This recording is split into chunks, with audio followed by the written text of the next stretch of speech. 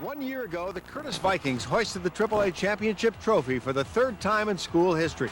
Tonight, the 12-1 Vikings get ready to defend their title. Curtis returns 31 players off last year's team.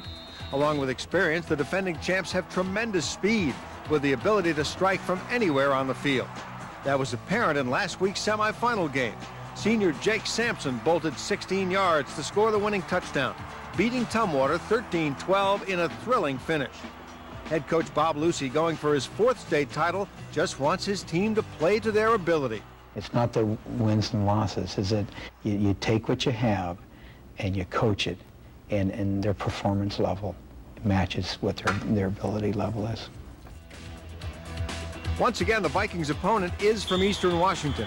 The Richland Bombers enter tonight's game with an 11-2 record. The Bombers have had the most impressive postseason of any of the playoff teams, knocking off 3 undefeated teams.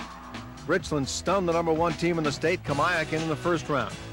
In the second round, they upstaged 11-0 Meade of Spokane in a dramatic comeback win. And last week, South Kitsap fell to the Bombers in the semifinals. There is no fear in head coach Lonnie Pearson's team. This month of rather phenomenal play, I really think, because of the 2 early losses, you're looking at a psychological edge. We know how to lose. We've done that. We've been there. So we're not threatened by it. It's East meets West for the 1996 AAA State Championship.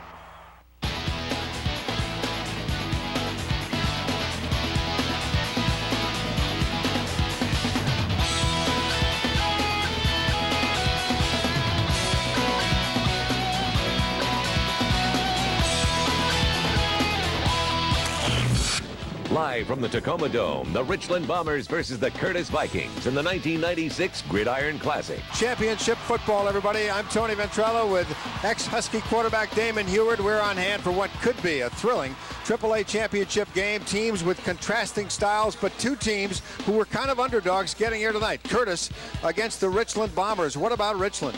Richland's a tough team, kind of a Cinderella story. They started off 1-2, but gosh, they've had a great playoff run.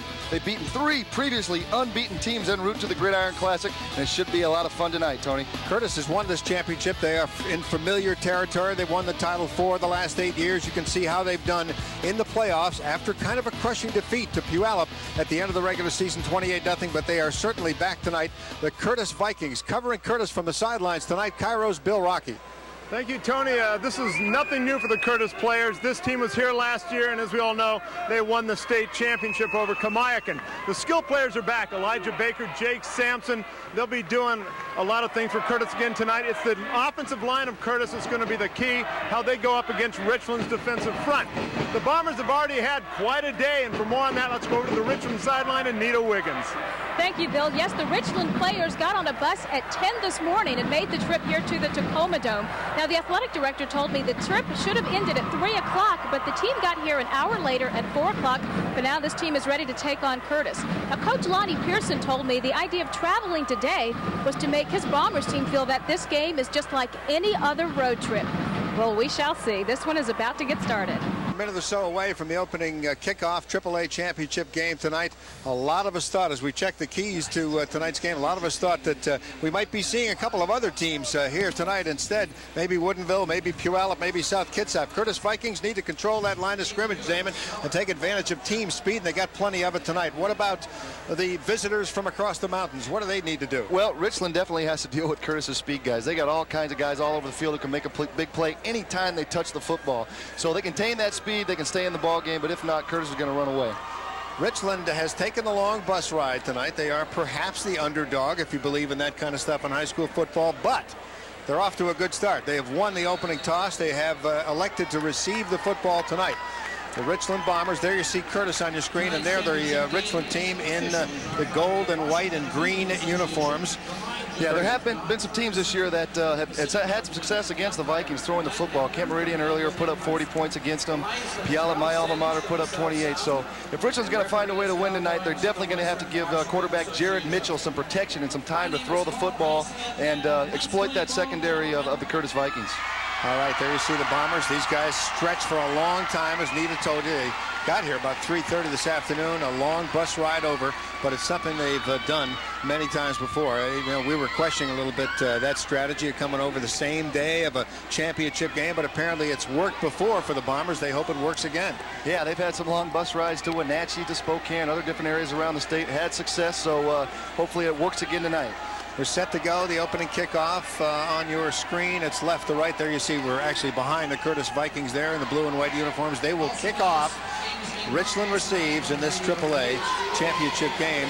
Throughout the evening, we'll go over some of the highlights and the scores from some of the other ball games. It's been a championship weekend at the Tacoma Dome, and we will wrap it all up for you as the evening goes on with a halftime report, of course, from Bob Harwood up at Cairo TV. There is Nick Lance, who is the senior 165-pounder kicker punter for this Curtis team, number 12, getting set for the opening kickoff of tonight's ball game. Nick is an excellent kicker. He was a TNT All-State pick this year, one of the state's best kickers, making 8 of 12 field goals on the season, 3 of which will be on 40 yards. So this kid can get the job done. Joshua Jellenberg and Casey Metz back deep for the Bombers at their own 5-yard line. We're set to go. It's championship football time. There's the kickoff, end over end, down into the end zone. It's fielded down there by Jelmsberg, and it will go back into the end zone. They'll take it out the 20-yard line. So that's what you want to do. You don't want to give him a chance to show his athletic prowess. Boy, he's easy to spot out there with those long black stockings, isn't he? He sure is, but look at the length and the distance Nick Lentz got on that kick. This kid really has a great fiery leg, and I saw some Husky scouts here last week in the semifinals checking him out. So here we go. Richland on offense. Their excellent quarterback, Jared Mitchell, 6'1", 192-pound senior. They run a spread offense. They have one back in the backfield. Everybody else is out wide, expecting them to throw, but they're going to start with a run, and they go to number 23, Joel Leckert, and Joel picks up 5, 6, 7 yards before he is knocked out of bounds. Ronnie Griffin, 5'10", senior. Yeah, Richland's known for throwing the football, but last week against South Kitsap, they had some success running the football, and there you see Lecco getting a nice gain on first down. Look at the Richland offense there as they line it up. The offensive line for Richland: Martin Manning, Gibby, Chacon, and Johnston. Richland on offense, second down and about a yard and a half. They picked up 8.5 on that first down as they spread 3 receivers left. Early in this ball game, no score. Back to throw, lofting deep and over the outstretched hands of his receiver was Mitchell. It's Joshua Jellenberg out there looking for the pass. Yeah, Mitchell throwing a little fade pass here. Got to give his receiver a little better chance to make a play. Threw that one, drifted a little out of bounds. The nerves, the butterflies are going right now. It's the start of the game. I can understand it. So it brings up a 3rd and 2 at the 28-yard line. They send 2 receivers left and 2 right. This is an exciting, at least they hope it will be tonight, offense for the Richland Bombers. They give right up the middle, and they get nowhere. That's Leckert again on the carry. I think he lost about 1.5 yards on the play. Boy, that Curtis defense, I've seen these kids play a couple times this year. They got so much speed, they get upfield in a hurry. And if Richland's going to have some success tonight, they got to throw the football. I think these guys are too fast and too physical up front to run the football, play in and play out all night long. So it brings up a 4th down and puts them into a punting situation, and back deep to kick for the Richland Bombers tonight is Jeff Leidy back on his own 15-yard line. He had, it's a low kick, and it hits down at about the 36-yard line, where it's caught actually down at the 36-yard line by Jake Sampson. Yeah, that was a great catch by Jake last week against Tumwater in the semifinals. He had some big punt returns that changed the game around, and look for him to make big plays on special teams tonight. 44. Casey Metz on the stop there. So Curtis goes back on offense here, or goes on offense for the first time tonight. We're only a minute and a half into the championship game. No score. The Vikings at their own 44-yard line. Vikings run the wing tee, and here they go right off the bat with a run. That's Baker, and he picks up. Yeah, you see the speed of David Baker. This kid is in the program is listed as a wide receiver. Before a wide receiver, he's also ran for nearly 500 yards this year and a wild 13 yards a carry. Holland May on the stop, but not before Baker picks up a first down for the Vikings down at the 46-yard line of the Richland Bombers. This Viking attack can hurt you so many different ways. The Baker brothers, number 2 and number 20. Jake Sampson, the big game last week. Terry Tharps wide right, number 1, at the bottom of your screen. But they go with a run one more time, and it is successful one more time as Justin Corley picks up 5-6 yards. Colin May with his second tackle of the night, active already on defense for the Richland Bombers. The Vikings marching down the field, their second first down in this first possession. They are down already to the 38-yard line of Richland. Big Justin Fisher, the senior captain, the guard, 6'2", 255 pounds, out with a nice block on that run. Richland defense on the right of your screen right there. Here go the Vikings. They've got a man wide left and one in the backfield and one in motion right now. That's Baker in motion. They try to go up the middle and get nowhere. In fact, lost a yard or two. Yeah, that Richland defensive line, Ed Fisher, head coach of South Kitsap last week, said the defensive line was probably the strength of this football team, led by big Josh Johnson, number 72, the Big 9 Defensive Player of the Year. So it brings up a 2nd and 10 for the Vikings at the 38-yard line of the Richland Bombers. Just underway, no score in the AAA championship game here at the Tacoma Dome. There's your shot from behind the Curtis Vikings bench. 4 championships in the last 8 years, and they're looking for number 5. Matt Salzman is their quarterback. He's back to throw, pumps once, looks downfield, has a receiver open. It will be a touchdown, Curtis. Wow. Terry Tharps. That touchdown reception by Terry Tharps is number 1. Terry Tharps. That ties a school record with 8 touchdowns. This guy's a big play guy, following the shoes of Jay Dumas, C.J. Davis, Darren Pointer, other great Curtis players. Great pump fake by Salzman. He can throw the long ball. He's got great touch. And you see Tharps, too much speed, get behind the Richland secondary. Easy touchdown, easy pitch and catch. Terry Tharps was also part of a 4x100 state championship relay team. The guy has wheels. So they'll try to kick the extra point here. Boy, a quick strike for Curtis. Well, we knew they were capable of this, and I'll tell you something. That's got to scare if you're on defense. The kick is up. It is good, and it is 7-0. The Curtis Vikings, as Nick Lance pops it through for the extra point. Vikings lead 7-0. 9:23 to go in the first quarter. AAA championship game back after these messages. He makes the catch for a first down. Joshua Engelman made the tackle. Yeah, Joshua's the man. He has 83 reception, over 1,100 yards, and 15 touchdowns this season. Only a junior, and all those statistics, school records. He was also an all Big 9 selection for the 2nd consecutive year. Richland Bombers at the 37-yard line. A 1st and 10 with 8:37 to go first quarter. Curtis up 7-0. They're going to throw it again, and it's tipped that time, intended for Jellenberg, with the ball tipped away, and it falls incomplete. So we go to a 2nd and 10 situation. Yeah, it was a nice play by linebacker Derek Paulu. Kind of an interesting story about Derek. He played in the first 2 playoff victories over Enumclaw and Cascade, but missed the North Kitsap and Tumwater games after serving a short suspension because of academic reasons, but now is back as the team's 2nd leading tackler and ready to help his team to win another 2nd consecutive state championship. So Richland working 2nd and 10 from their own 36-yard line. 3 receivers right. Jellenberg by himself on the left. And the pass intended for Jellenberg. A nice defensive play out there for Puyallup by number 33, Charlie Engelman. Didn't you tell me that Charlie was headed for Harvard? Was he the guy that's going to Harvard? Charlie Engelman, student body vice president, a 3.9 GPA, one of the finalists for an academic award here in the county. Just an all-around a great guy and a team captain as well. Brings up a 3rd and 10 for the Bombers of Richland High School, trailing 7-0. I like this offense. It just looks like it's so much fun to play in this offense. Let's see, I never had the chance to do it. I don't know how much fun it is with these Curtis guys in your face. Mitchell rolling out, fires a pass over really into his own sidelines. Incomplete. Yeah, nice play by Aaron Richardson on defense, a 5'10", 175-pound senior for Curtis. Derek Paulu in again, putting pressure on Mitchell. Awful tough with all these guys in your face. So the Vikings have pretty much held, I would say. It's 4th and 10 here, forcing Richland into a punting situation with Curtis leading 7-0 in the ballgame. Yeah, as you saw on Richland's last punt, Jake Sampson, he likes to field all punts. He's not a big fair catch fan, so he'll get after it. It's a low kick, kind of a line drive. Jake got it at the 33, up to the 40, and he is stopped and ridden down to the 40-yard line after a run back of about 7 yards. The tackle by J.U.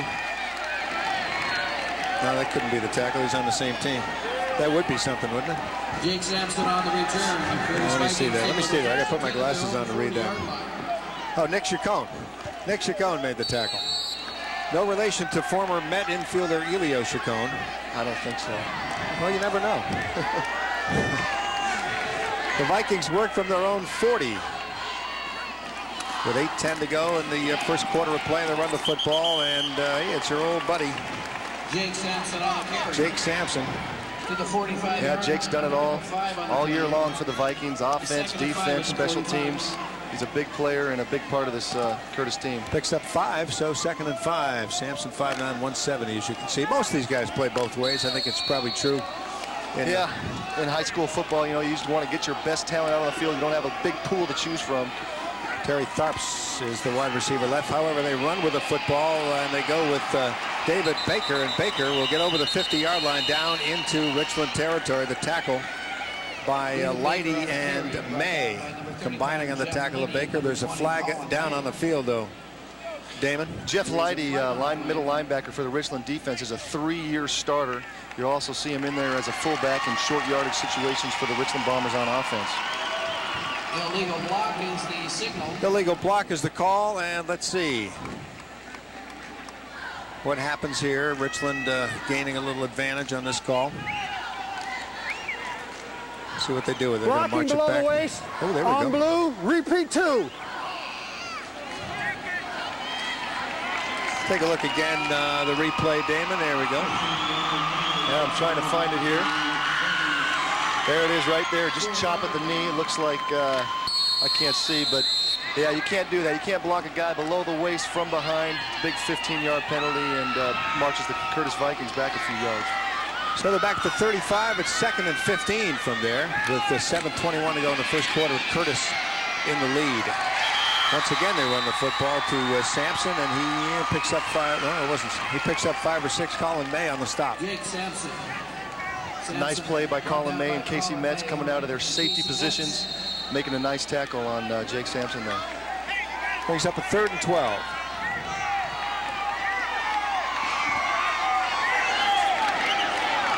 Curtis Vikings have done a good job so far mixing it up, both the pass and the run. Let's see what Salzman can do here on 3rd down and long. They like the quick slant. They like the fade route to number 1, Terry Tharps. Don't forget about David Baker either. Got Tharps and Baker wide on each side. Baker's in motion in the backfield. The other Baker, boy, that would be quick. It was the same one, wouldn't it? And they go with Engelman, and he picks up tremendous yardage to the 40, the 35, and finally down to the 33-yard line. A nice run by Charlie Engelman. The quick pitch has been a big part of the Curtis Viking offense ever since I can remember. Get that ball out there quick. Get the lead blockers out in front. Big Justin Fisher downfield, leading the way. There's a student body vice president, Charlie Engelman, making cuts, dashing right, dashing left, making guys miss, and just a big, big first down for the Vikings. See Brian Fisher coming over 19 to pretty much save a touchdown there for Richland. So the Vikings are in position to strike again. Curtis at the 33 of Richland. They go to Baker off the right side inside the 30 to about the 27. Jeff Leidy with the stop. He's already got 3 tackles in this game in the first quarter. Yeah, Jeff Leidy's a do-it-all guy for the Bombers. Baker picked up 5. It's 2nd and 5 inside the 30. They're at about the 28-yard line. They send 2 receivers left, Baker and Tharps, numbers 1 and 2. But the give goes right down the chute, right up the middle. They go off tackle. And that is, looks like Richard Penton on the carry. Leidy with a tackle. In on another tackle is Jeff Leidy. So they are 3rd and, let's call it a yard and a half, 3rd and 2. It's kind of interesting, the Curtis Vikings, they use a rotation with their 3 running backs that rarely leaves any one player in for 3 carries in any stretch. There's no situational running. They're all in there, and they're all the same threat on any given play or circumstance. They got so much speed on this team. So many things they can do. They come out the wing tee here. There's a handoff to the workhorse, Sampson. He busts his way down inside the 15-yard line of about the 13. Colin May on the tackle for Richland, as Curtis has picked up another first down. Threatening to score again here in the first quarter. They're already ahead 7-0. Yeah, Jake had a real nice big fourth quarter run, touchdown run last week against Tumwater that sealed the Vikings' victory. Well, Elijah Baker, a lot of these guys, they're great athletes on the court. On both teams, really. They play both ways. So many of them. Elijah Baker's so active, I don't think he sits for more than 5 minutes a game. Tharps, who had the touchdown earlier, is wide left for the Vikings. They run it up the middle. It's Baker picking up 2 hard-earned yards down to about the 20, to about the 16. And once again, it is Jeff Leidy on the tackle. Leidy winning the tackle sweepstakes with 5 so far. There you see the rotation. 33 Engelman in for 20. Baker. Very unselfish players. You know, the rotation keeps them fresh because they all play on defense. It also keeps the opposing defenses off balance, as you can see in the Vikings' first 2 drives. Tharps wide left. There's a tight shot of the quarterback, Matt Salzman. A fumble, and I think Curtis has recovered its own fumble at about the 21. Yeah, the Vikings got down here last week in the red zone a few times and had a few fumbles, had a few interceptions. Big key tonight, one of the games, was not to put the ball on the ground. Got a pretty lucky bounce there. It's a bounce right up into the blue jersey. Adam Corley scooped that football up, so Curtis keeps possession. It's 3rd and 11 for the Vikings at the 21-yard line with about 4 minutes to go in the first quarter, and Curtis ahead 7-0. They have not thrown the ball yet on this drive. 8 plays, all running plays. Make it 9. It's the reverse, and that's a beauty. There goes David Baker into the corner to the 5, still on his feet, and scores, but there's a penalty marker down at the 10-yard line. We might have another block in the back. I think number 22, David Gonzalez, either holding or a block in the back, is going to bring this play back.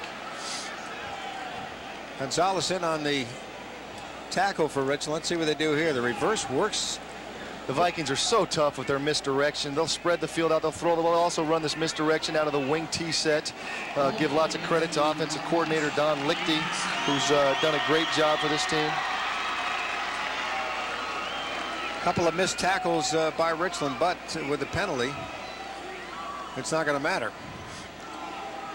Vikings drive temporarily slowed down. Blue, repeat down. All right, it's a hold against the Vikings. They'll run the down again. It's 3rd and 11 at the 20-yard line. 3:50 to go, first quarter.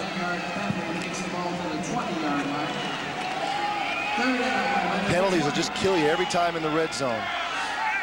You've got to stay away from them. Engelman runs in with a play number 33 for the Vikings. They sent 2 receivers right. Tharps, who already has a touchdown, and David Baker, numbers 1 and 2. Back to throw is Salzman. Looking right. Now he may have to run. Pumps once. He finally tucks it in and gets himself down to about the 17, and there is a flag on this play. Leidy with another tackle for Richland with a little bit of help from Sam Martin. Good decision by Salzman not to force that ball. The Richland secondary did a great job of covering the Curtis receivers. That Curtis receiver inside guy was on a corner route, but the secondary, the coverage was there. But unfortunately, the penalty on the Bombers. Here it is, rolling right. You see that the Curtis receivers are covered well downfield, but looks like we got a late hit or something in there. A little face mask activity penalty. there. Sometimes Face that's mask, white. like I said, face mask. Sometimes that's you know, it's something that's not intentional, probably 90% of the time, but right. But you know, you're grabbing for a guy, and what are you going to grab? His face mask. There's nothing else to grab, is there, Damon? I don't know. I don't even want to think about it. Oh, shoot. I think this is going to be a 5-yard penalty. I don't think. Oh no, they're going to march at 15. It looks like. Does it give them a first down? I think they're just short. Yeah, they're going to be about a yard shy of a first down. Oh no, wait a minute. First down. No, they're not. There it is. First down and goal inside the 10 for the Vikings.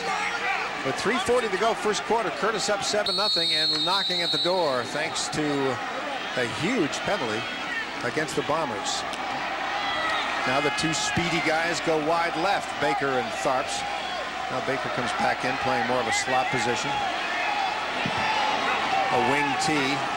There's the snap Saltzman gives to Sampson, and Sampson busts his way down to the 5, where 3 Richland Bombers pile on him.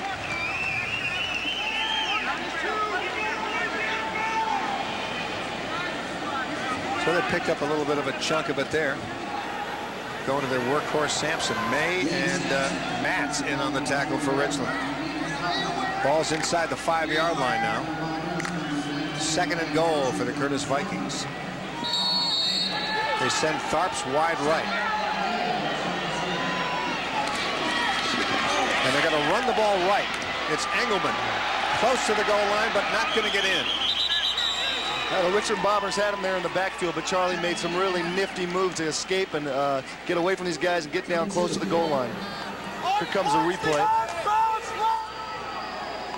So he got a little counteraction, a little misdirection. It's a nice job here of making guys miss. Takes on a tackler, drives him down to the goal line. Well, look at Sam Martin. All the work in the weight room paid off for Sam. Big, strong defensive end for the Richland Bombers. But the Vikings, 3rd and goal at the 2-yard line. They go right up the middle. Baker, touchdown, Curtis. Elijah Baker, MVP of last year's Gridiron Classic. The kid runs a 4.4 40-yard dash. He can make it happen. Kind of reminds you of another number 20 who wears the blue and white, Barry Sanders of the Detroit Lions. Yes, it does. Another look, pretty simple. Give me the ball, boom, bang, touchdown. I don't think he actually said boom, bang when he went in there, but it doesn't matter. Again, a nice lead block from fellow teammate Jake Sampson there, too. Extra point try coming up for the Curtis Vikings. Nick Lance, their very talented kicker, going for the extra point to try and make it 14-0. It's up. It's perfect. And Curtis has taken a 14-0 lead with 2 minutes to go. Well, take a look at the score. 14-0 Curtis, 2:04 to go first quarter. They scored once on a 38-yard pass to Tharps, and just now on a short run by Baker. So it is 14-0. Curtis getting set to kick off. Richland cannot let themselves, well, this is so obvious I don't even want to say it. They can't let themselves get any further behind. I even hated saying it. It kicks off the foot of Jelsberg, and he hands it off. Oh, and they pick up 10 or 15 yards. He has a couple more yards out there. He might have broke that one all the way. That was Lighty, wasn't it? Is that our friend Jeff Lighty who's made all those tackles?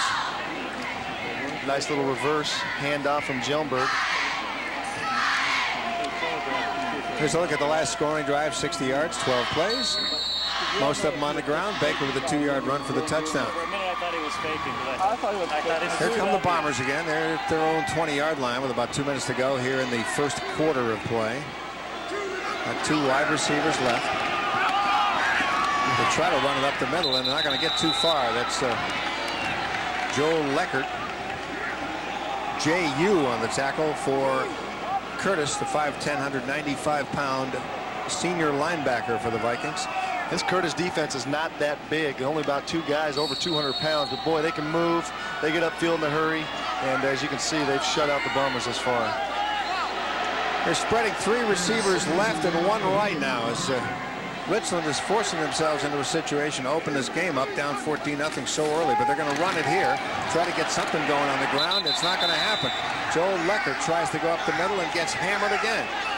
This time it's Benaiah Ellington on the stop for Curtis, a 6'2", 190-pound senior linebacker. Every guy on this Viking defense, you know, gets upfield in a hurry. 6'2", 190-pound Benaiah, tall, lanky kid, great range of motion, gets underneath the offensive lineman and makes a nice play on that one. 3rd and 9 at the 22 for the Richland Bombers.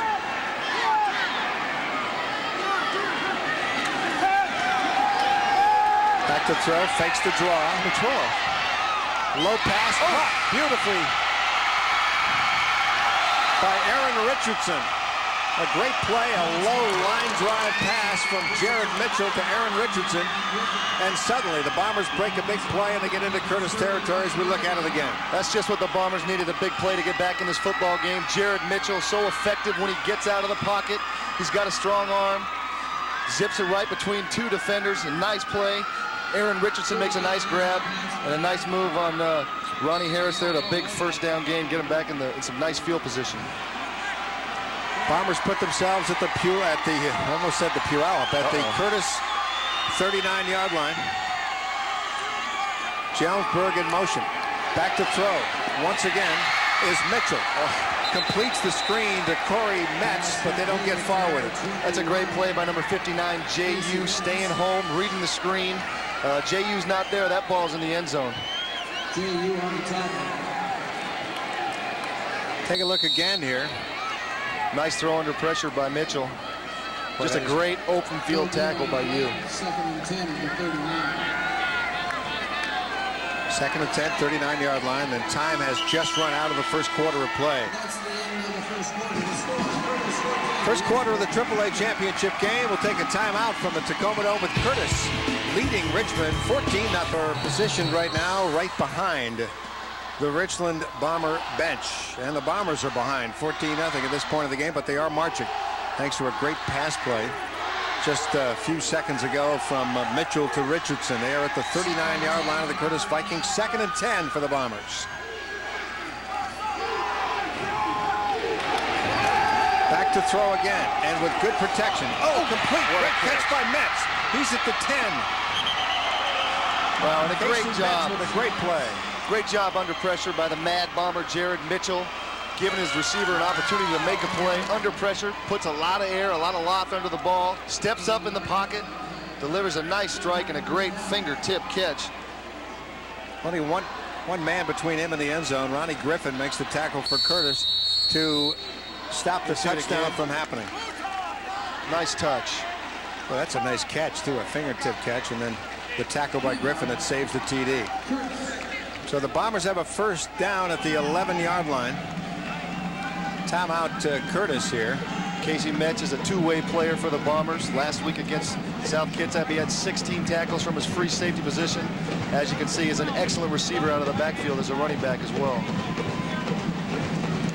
Championship game, a terrific opportunity for towns like University Place, Tacoma area, and Richland to really get involved in their high school teams. WIAA, the dairy farmers do such a great job sponsoring this event. Not only this event, but other high school athletic events in the area. And it's been proven, Damon, and you know this as well as anybody, that when you are involved in your high school athletics, not only the athletes themselves, but people who are around the athletes, the cheer staff, the volunteers, the managers, the spirit, sure, even helps the grade point averages go up. It really does. It really does. You know, it's a way to keep kids involved. Athletics is so important to young kids today, and it's so important to the community. It really can, a community can rally around their team, and both University Place and Richland should be proud tonight. Longtime coach Bob Lucy and his assistants, you saw their names on the screen. Here's the screen. Speaking of that, it doesn't go anywhere, but it was a nice idea. That was Mitchell to his favorite receiver, Josh Jelmberg. Yeah, this jailbreak screen has kind of been a big part of both college and high school offenses the last few years. Just missed it here.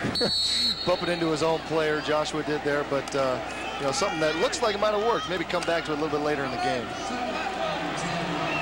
Second and 10 at the 11-yard line. He's got a receiver wide right. That's Dan Knutson, a wide receiver, senior, 175 pounds, 6'2". The man in motion is Jelmberg. A little bobble of the snap. Wow. And then Mitchell is forced to run it himself. I don't know if that was a great tackle by David May. David May was a converted defensive back, put to nose guard. Not a big guy, 5'8", 165 pounds, but the senior captain, boy, he makes a big play and a great tackle on that one. Saved about 5 yards at least. So that brings up a 3rd and 10 for the Bombers. It's real important the Bombers get something out of this drive. If they don't score a touchdown, they need 3 points. Get some of that momentum back. Chad Goplin wide left. Jelmberg right. Looking for Jelmberg in the corner. Can't quite reach it. Overthrown by a couple of yards. Well, Jelmberg had a couple of yards on Harris there. The ball just thrown out of bounds. Little physical activity between the two, Damon. Yeah, it is. You know, when you get one-on-one out there, they got the man-to-man coverage. Ronnie Harris is a great cover guy for the Vikings. Has done a good job all season long, but Jelmberg was open. Mitchell just overshot him.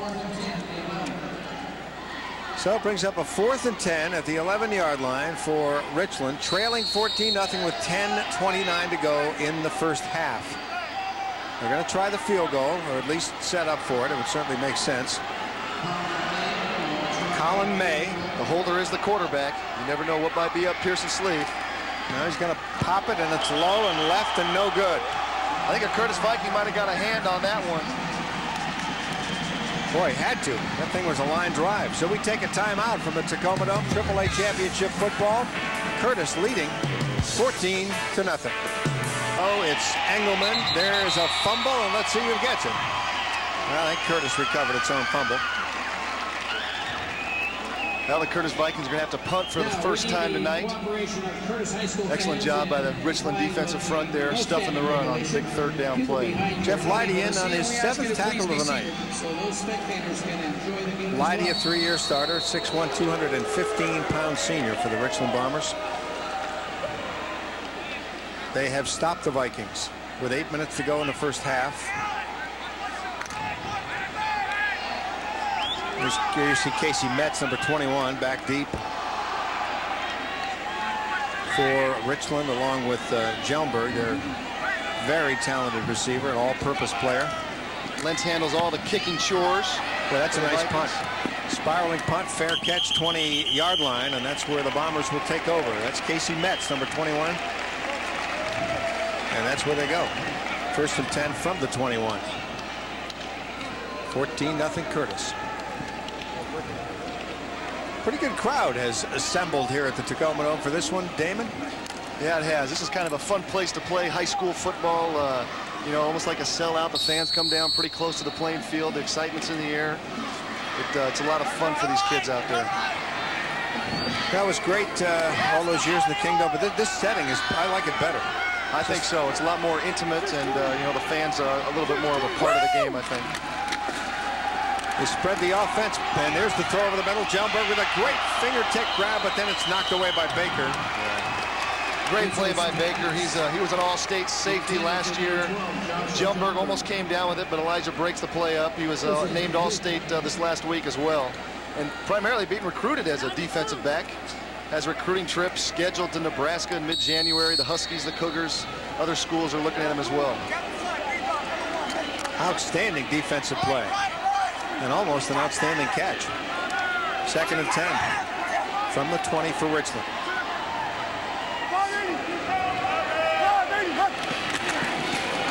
Mitchell gives to Metz, and Metz picks up 2 yards. Off the left side to just about the 22, bring up a 3rd and 8. If you noticed, quarterback Jared Mitchell takes a little bit of time at the line of scrimmage. Head coach Lonnie Pearson says he audibilizes about 50% of the time up there. He's a real bright kid, a kid who played free safety as a sophomore, wide receiver last year as a junior, and this year, his senior year, starting at quarterback. He's a very multi-talented young man. Number 5, Dan Knutson, is wide right for the Bombers. Tharps wide left. He's looking for Tharps. Mitchell is now. He's running for his life out by the 20. Fires it for Tharps. It's intercepted at the 45-yard line. Charlie Engelman. Yeah, this is one where, you know, you're late. You're scrambling out of the pocket. Jared Mitchell really forces this one downfield. Probably should have ran it himself or thrown it away. Does a good job avoiding the rush, but throwing the ball late over the middle will get you in trouble. Great catch by Engelman. He's got a pretty good arm thrown from going the wrong direction. I'm going to say that, but still an ill-advised pass, and it is picked off. And Curtis has another shot at it here at the 45-yard line of the Richland Bombers. Curtis sends Tharps and Baker wide left, but they go up the middle on the run. And that's Jake Sampson pounding his way for a couple of yards down to the 42. Jake Sampson on the carry, initial contact by number 68, Dwayne Anderson. Bob Lucy said Jake Sampson would be primarily used as a running back tonight. He also serves as a linebacker, but after his great performance last week against the T-Birds at Tumwater, they wanted to get him more carries tonight.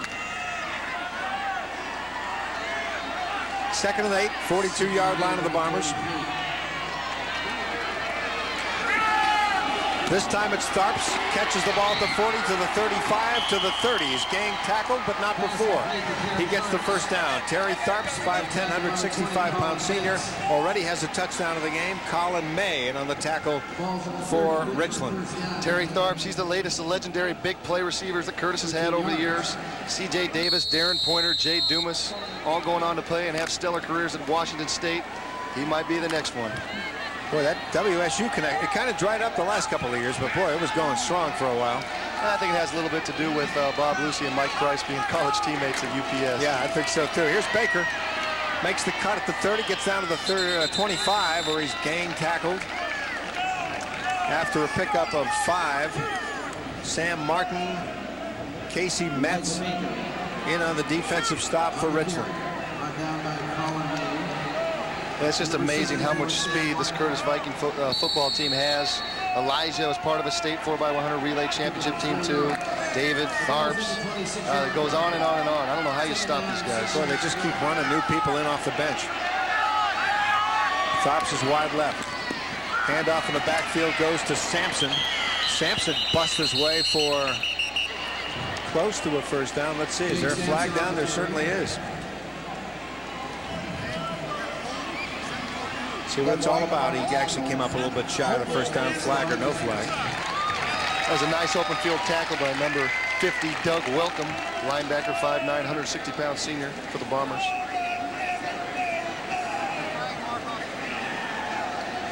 See what it's all about. Curtis on the march again. We're going to march it back the other way here. Aside from the penalties, Curtis has usually really had a flawless night. Well, they're caught holding, and that's going to cost them a few. The march temporarily halted as they mark the ball back at the 37-yard line of the Richland Bombers. 5:15 to go, first half. Curtis up 14-0. They have the ball 2nd and 16. 17, let's call it, since the announcer in the stadium just called it 17. I'll go with him. They give it the backfield to Engelman, and he is stopped back there by big number 72, Josh Johnson, 5'11", 265 pounds, and that's without his hair. Big Josh, boy, he's a big 9 player of the year, like we said earlier. He's done it all year long. Here he comes again. You'll see it here. He's just making a big play, stuffs the line of scrimmage. They're sniffing out a little of misdirection the Curtis Vikings like to do. A one-arm tackle. This kid makes it happen. You'll probably see him playing on Saturday afternoon someday. Well, the Vikings go in the wrong direction here for them. They are now 3rd and 20 at the 40-yard line. Quick pass to Tharps. He laterals to Sampson. And Sampson gets down to about the 35. It ended up a pretty fancy play, but only picked up 5 yards. Gonzalez, the little fire plug, and Colin May making the tackle for Richland. David Gonzalez, Lonnie Pearson calls him his best defensive back. Only a sophomore. The short, stocky guy has that attitude that you need at cornerback. So the Vikings pick up 5. They find themselves 4th and 15 at the 35-yard line. A timeout on the field for Curtis. We'll take a short break. Curtis leading 14-0. Playoffs are concerned. Some of the teams that lost in the later rounds might contest that, but the fact is it's Richland against Curtis. These guys have fought and battled in the 32-team format to get here, and here they are. Curtis on the march, although they've been hurt by penalties, but they are leading 14-0, and they're at the 35-yard line.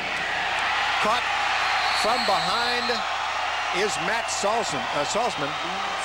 Nice defensive play by Steve Chapman, the big 6', 191-pound senior. Yeah, the Richland Bombers brought an extra guy there off the end. Got to the quarterback there early before he could step up and make a play. Great pursuit to see number 7 get up in there, put the first hit. Then number 58, Steve Chapman, finishing him off. Well, the Bombers go the other way. 1st and 10 for the Bombers at the 38-yard line. They got 3:48 to try and make something happen here in the first half. Officials timeout. Little helmet work being done on J.U. Curtis Viking, number 59. There he is. They don't have those little speakers in their helmets, do they? No. I don't think Probably so. not a defensive player anyway. That was kind of fun. I didn't play in the league for too long, but one of the fascinating things was that little speaker I had in my helmet. Yeah, it's crazy, especially when you tune it to a rock station. It really drives you nuts, doesn't it? Exactly. Anyway, here we go. Richland runs the draw, but not too successfully. That's Joe Leckert. J.U. apparently fixed his helmet so he could see better and made the tackle. J.U. has had a big game tonight, making Boy, some crucial tackles on the draw, on the screen.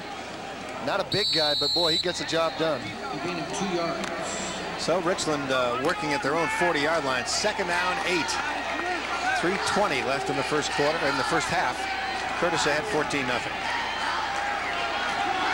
Schellenberg is wide left for Richland. Knutson is wide right. The pass is actually scooped off the turf by Knutson, but it already hit the ground, so it's incomplete. Wasn't intended for him anyway. It's intended for Chad Gaplin. J.U. once again in on the defensive play. I think the Bombers need to throw the ball downfield. They're trying to throw the quick stuff, but the Curtis Viking linebackers are so quick. They're getting underneath the passes in the flat. They got to go downfield and contest the safeties a little bit more. 3rd and 8 at their own 40. They spread it out again. This time Schellenberg is wide right, the bottom of your screen. You can't see the receiver that's wide left.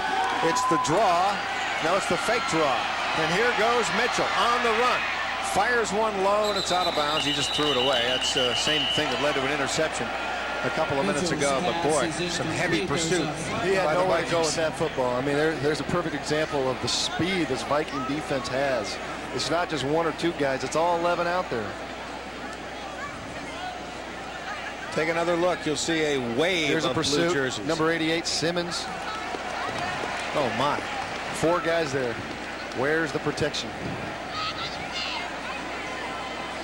They're going to call intentional grounding, I think, on this one. There wasn't a receiver in the area.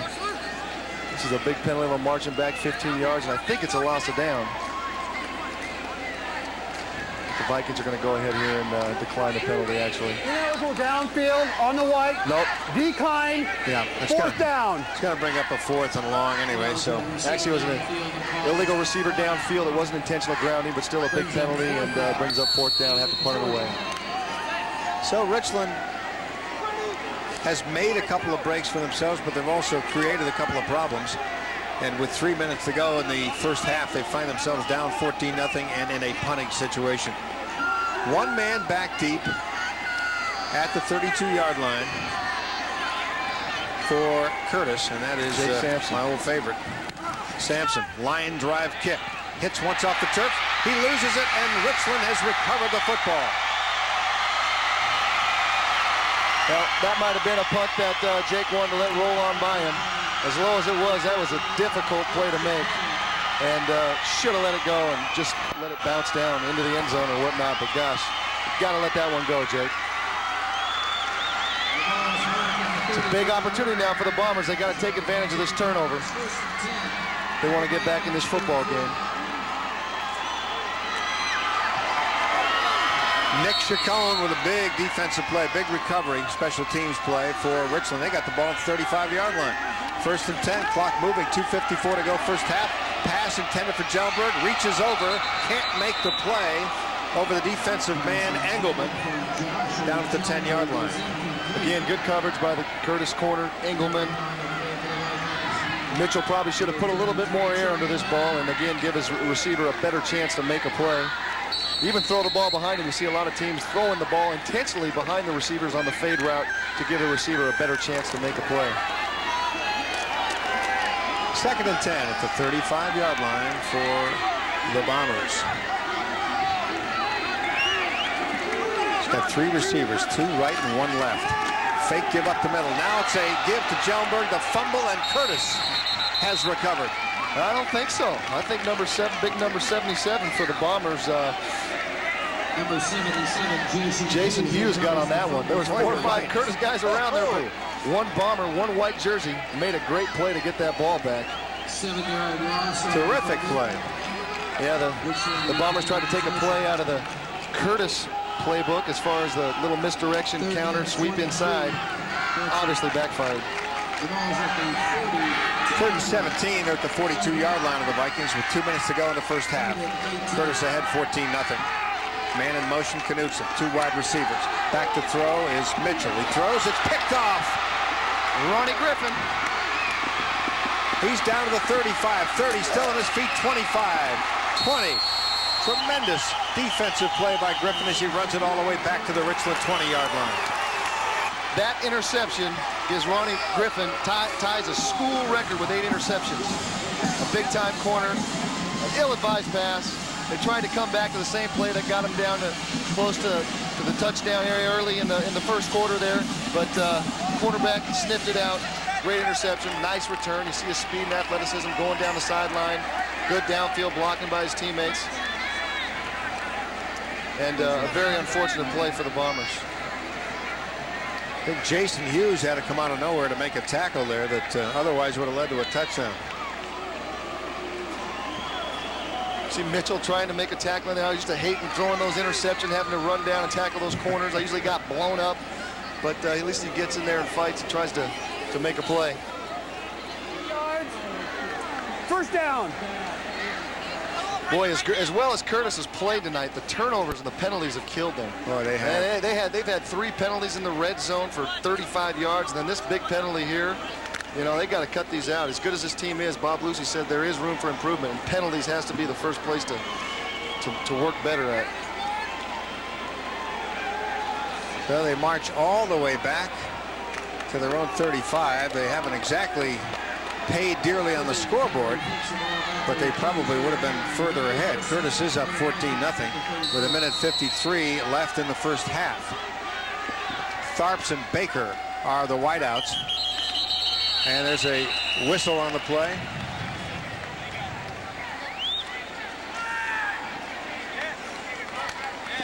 We got an encroachment on the Richland defensive line. Give the Vikings 5 extra yards. Curtis is paid for penalties tonight, 50 yards, 4 penalties. Dead ball. Encroachment. But now this one's against Richland. Down to still 1. First and 5 at the 39. So it creates a 1st and 5 situation for Curtis at their own 39-yard line late in the first half.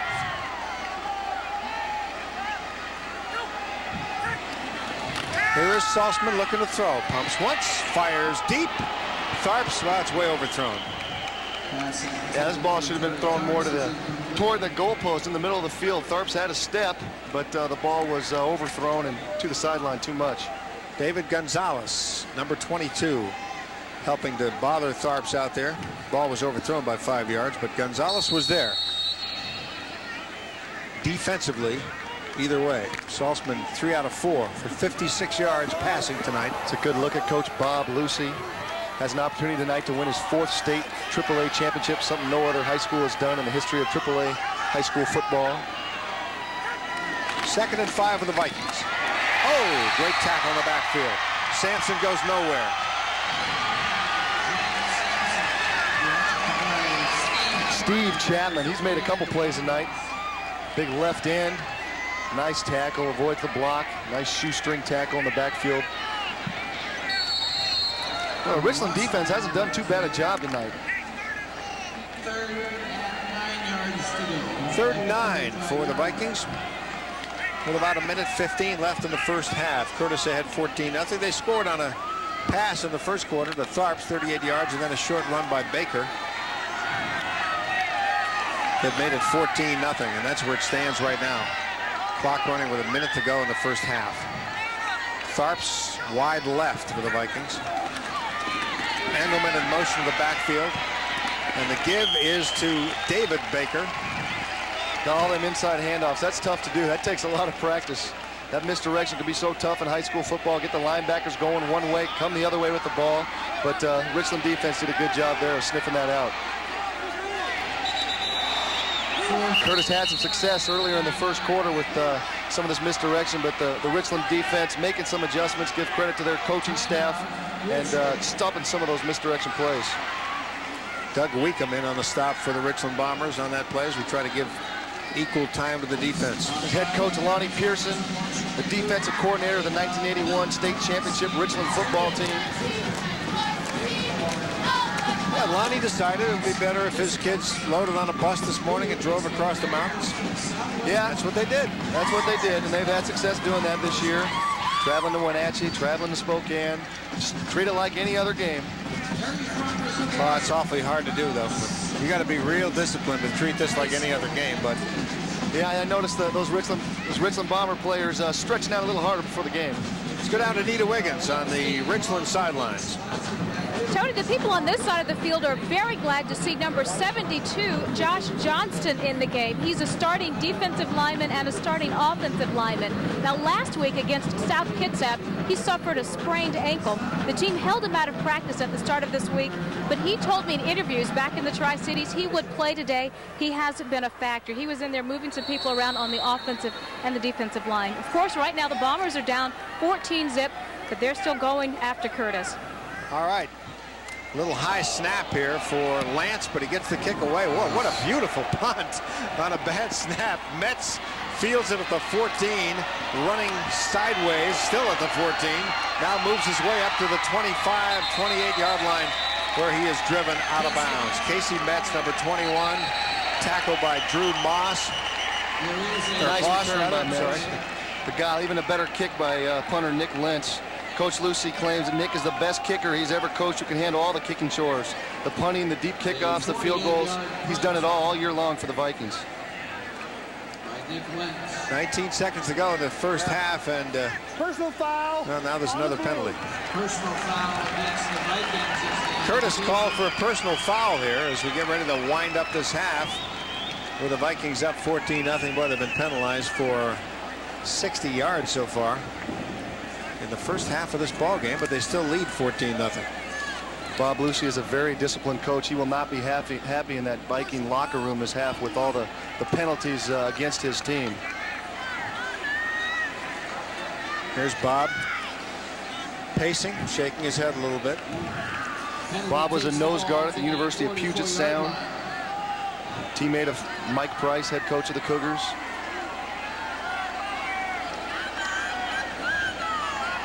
Richland to try to get in a couple of plays here. 1st and 10 at their own 44-yard line.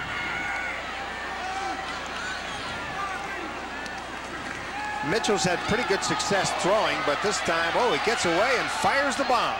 It's deep. It's intercepted. Guess who? Mr. Ronnie Griffin. That is a school record, folks. The big playmaker, the big corner. Great coverage. And again, a ball thrown late over the middle. It's going to get you in trouble, Jared. Take a look one more time at the record breaker by Griffin. Nice job eluding the pass rush from Simmons. Mitchell shows his strong arm, but late over the middle, it's not going to happen with Ronnie back there. But what an athletic play that is. Beautiful pass, but a tremendously athletic play by Griffin to pick it off. His second interception of the ball game. So Curtis, with 10 seconds to go in a half, will run the football from their own 12-yard line in a 14-0 lead. Down to the knee goes Matt Salzman, and that's going to run out the clock in the first half. The defending champion Curtis Vikings scored twice, once on a pass, once on a run, and they have got a 14-0 halftime lead.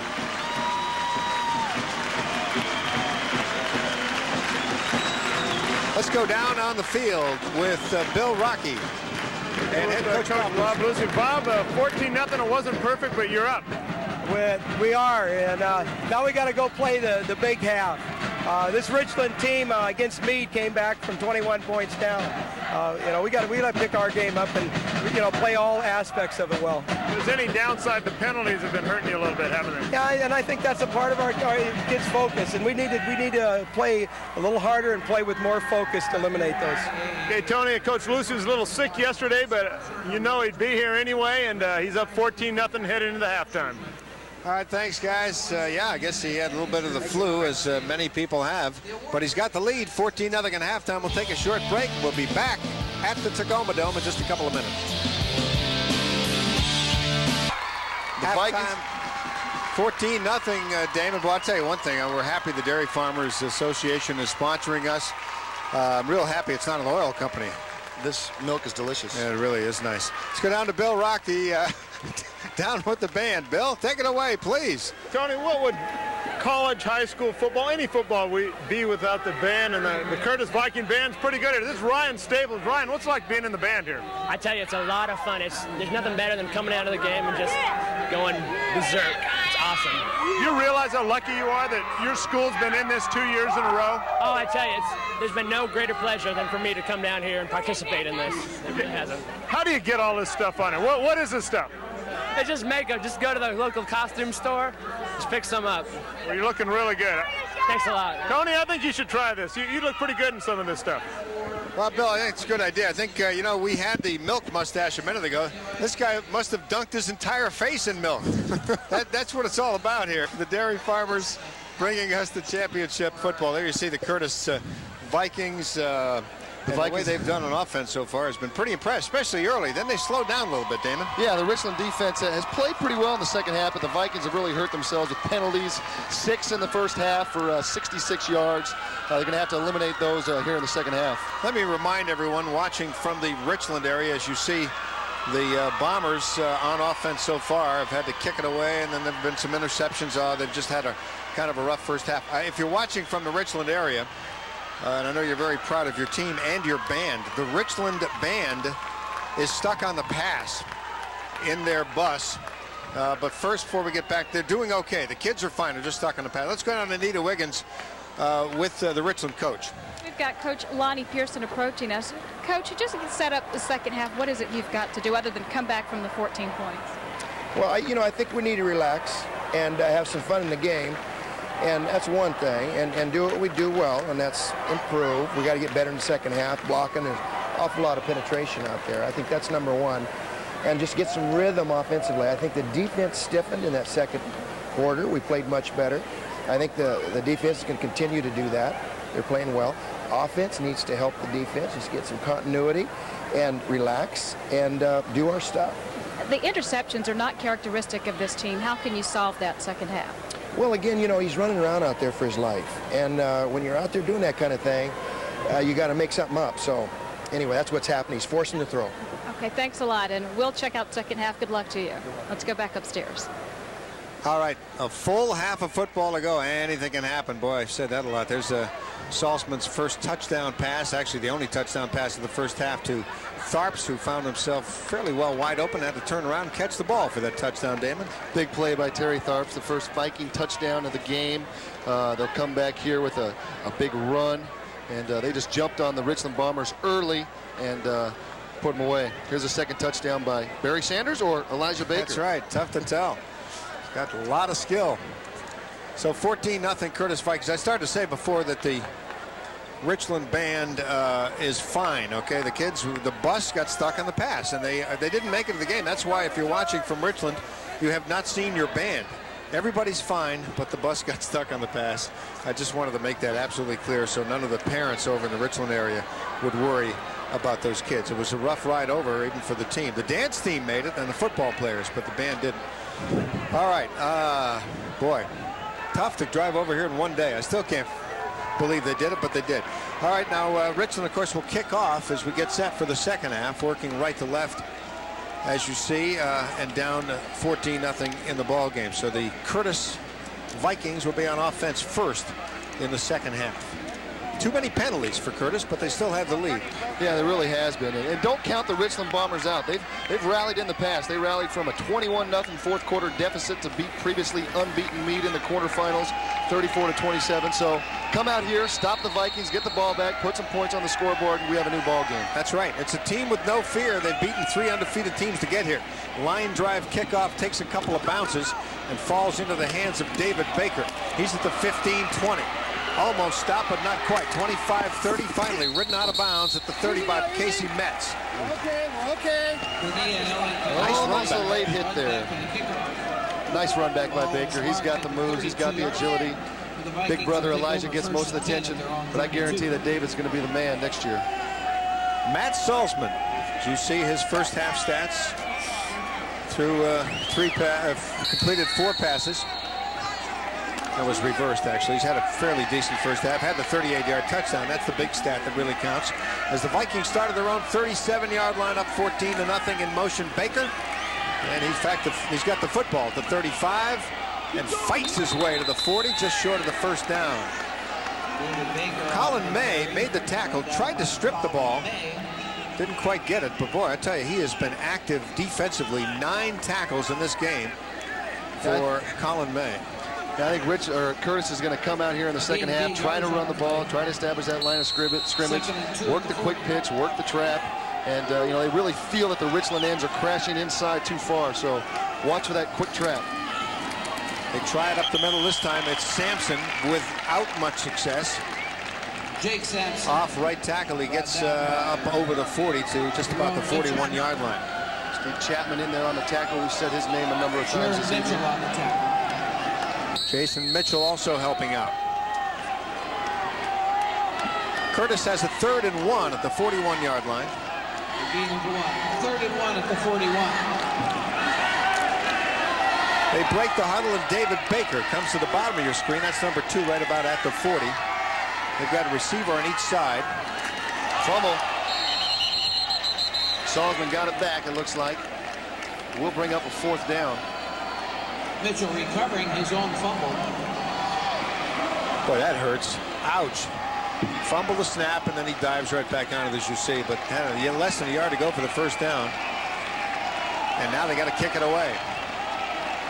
The Vikings are making silly mistakes. They want Richland to stay in this game. The look of anguish on Coach Lucy's face right there. He doesn't get excited about those turnovers and mistakes and penalties. Little things. This far into the season, those things should be taken care of by now. Metz and Jellenberg back deep at about the 23. Here's the kick. It's a high spiraling kick. Fair caught, or fair catch called. And maybe a penalty, but no. Jellenberg said, wait a second. Now, Jellenberg wants an interference penalty on Griffin there, but I think his own man blocked him into it. Good no call by the officials. So Richland takes over just shy of their own 30-yard line, down 14-0 in this ballgame, 3rd quarter. I think the pressure here is on the Richland offensive line. We haven't said too much about them tonight, but they got to give some better protection for quarterback Jared Mitchell. If he's going to do anything, if they're going to utilize his talent, he needs time to throw the football, like Coach Lonnie Pearson said.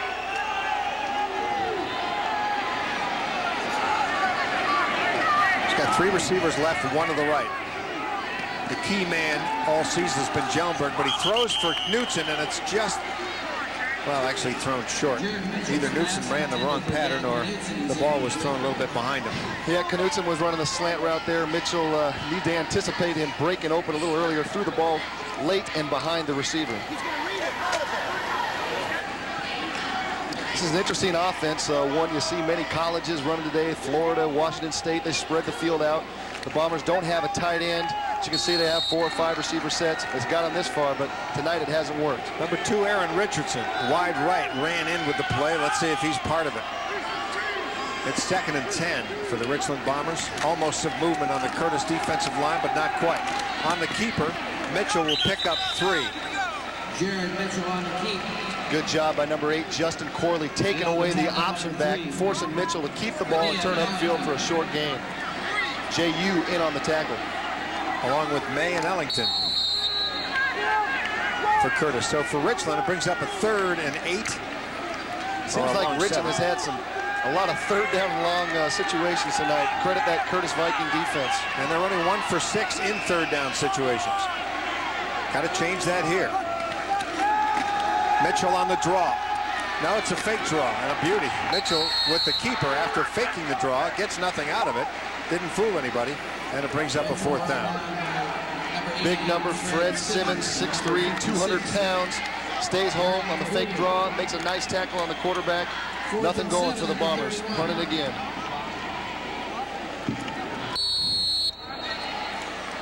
There you see Bob Lucy yelling to his Curtis Vikings. They're up 14-0 with 8:40 to go in the 3rd quarter of the AAA championship game. Well, we know Sampson isn't going to fair catch this one. He's back at his own 45. It's a pretty nice kick sort of across the field. It's going to bounce way over his head and get a terrific Richland roll to inside the 15. I've been very impressed with both kickers tonight. They've both shown outstanding legs and done a great job for both their respective teams. So much pressure on a kicker. There really is. And both have come through. There's no doubt about that. Richland helping themselves quite a bit with that long punt with a good roll. Tag down the end of it. So Curtis starts deep in their own territory, up 14-0. The Vikings have had some success running the ball and some success passing the ball, but not huge success in either area, and they've hurt themselves a lot with penalties. Yeah, they really have, but also give some credit to this Richland defense. They, aside from the first 2 Curtis drives, they've held them. 14-0 is our score. Curtis in the lead. We'll be back. AAA championship game in a minute.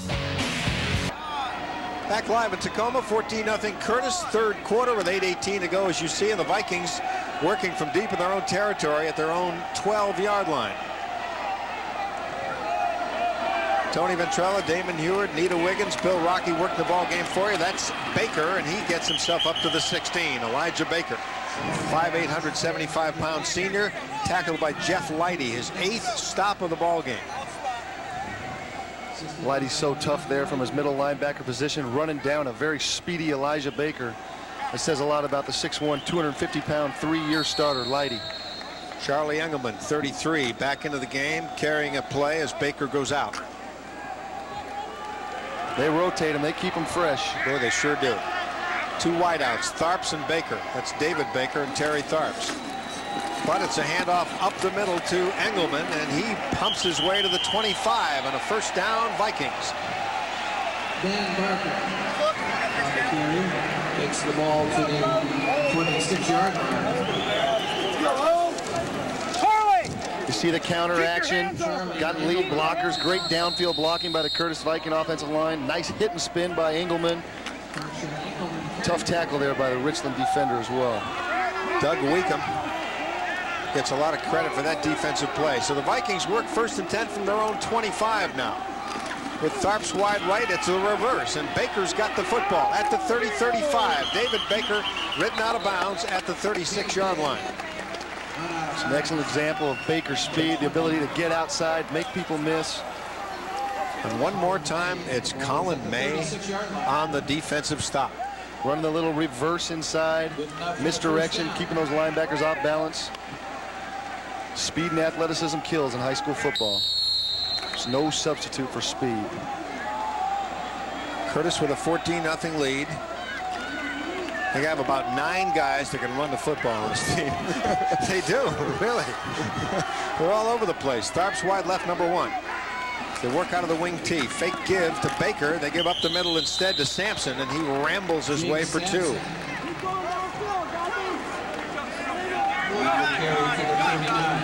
Bob Lucy on his 3 running back tandem. You know, any one of these kids could have been considered one of the better backs in the league if they didn't split the carries. But as you see, splitting the carries, keeping them fresh, obviously works well for this Curtis Viking offense. Credit Dwayne Anderson, big number 68, with the tackle on that last play. Curtis 2nd and 7 from their own 39. Clock moving, 6:37 to go, third quarter. Vikings ahead 14-0. It's the pitch to Baker. Baker over the 40-45. Stopped one more time by Colin May. He gets the first down, though. Let's go down to Bill Rocky on the Curtis sidelines. Tony, a year ago, at this stage of the game, Curtis, there were a lot of smiles on their faces. They pretty much had the game with Kamiakin in control. That's not the case right now. They're very serious. They know this is far from over, and Coach Lucy's making sure that's the attitude they have down here. Well, I think that's a safe bet for them. Certainly not in the bag yet. They are driving. They're at their own 47-yard line, another first down. Tharps, number 1 wide right. They go right up the middle with it and pick up a couple of yards. That's Charlie Engelman. And who else on the tackle but number 35, Jeff Leidy. Boy, Leidy's had 9 tackles today. As we keep the tackle sweepstakes over here, Leidy, the leading tackler. No, he isn't. Colin May is the leading tackler. 10-9 is the contest here. They'll have to figure out a prize. Great defensive work. Maybe one of them gets the front seat on the bus ride home with the leg room. I'll tell you, that's right. Second down. Hard-working Richland team here against the speedy offensive Curtis team. They go to the bottom of your screen where you can't see him, but number 1, Tharps, who has the touchdown. They run it, though. What a hit. Jake Sampson gets hammered at the 50-yard line. That's Casey Metz delivering a blow. Pop. 6 foot, 180-pound junior. 16 tackles last week. Lighty helps out with the assist there. We'll give him a tackle, half a tackle. Here it comes, right into your picture, right into your living room. There it is. Bam! Holy mackerel. A little high there on the helmet, but gets away with it. Vikings working from the 50-yard line now. It's 3rd and 7, right at the midfield stripe. 4:50 to go, third quarter. They go with the handoff to Engelman, and he busts his way almost for the first down, but not quite, just down to the 45. Charlie Engelman. Aaron Richardson on the stop for Richland. It's an interesting call here for Bob Lucy. 4th and 2. Looks like he's going to go ahead and punt it away. Vikings have stuck to their running game all night long, even on 3rd and long situations. But that's what's got them here, so if you're going to get that big first down, you think that 3-back tandem would do it. 8-play drive, which comes to an end with a punt, but an 8-play drive, all running plays. And why not? The clock is moving with 4:11 left in the third quarter. Curtis with a 14-0 lead. Couple of speedsters, Metz and Jelmberg back deep at the 10-yard line for Richland. Another nice punt. This one actually a little shorter than his usual kicks. A good hang time, and again, the ball placed inside the 20. That's what you ask of your punter in that situation. And that's what Nick Lance has done all throughout the night. So it'll be Richland football as they try it again. Now wait a second. Running with the ball is Casey Metz. Oh my goodness, this could be a touchdown, folks. He's going all the way into the end zone, but there is a flag down at the 30-yard line. I thought it was a dead ball a long time ago, and it probably was. I don't think I've ever seen anything like that before. I thought we were cutting a commercial. Holy mackerel. Let's see the replay. This penalty in the Curtis backfield might be against the Vikings. One of the greatest plays I never saw. Let's take a look at the replay. It'll be my first look. Here it is. Oh, I see what happens. All right. The ball is down. Stops the ball. Now we can't see it. Now we're going a little bit wide. Now Metz picks it up and runs. Can he do that? I have never seen that before. I thought when the Curtis Viking guy touches the ball is dead. I think they're going to bring this one back. Yeah, well, but nice try, Casey Metz. That's what happens here. He'd be big number 65 for the Curtis Vikings. Justin Fisher. And Metz says, wait a minute. You touched it. Now I can touch it. Nice try, Casey. We have 12 men on the field on white. We have 12 men on the field on blue. Penalties offset. Replay the down. Both teams with 12 men on the field. So, well, we still don't know if that ball was dead. No, he needs to explain that play because that's the one I want to hear about. I'm curious. I've never seen that before.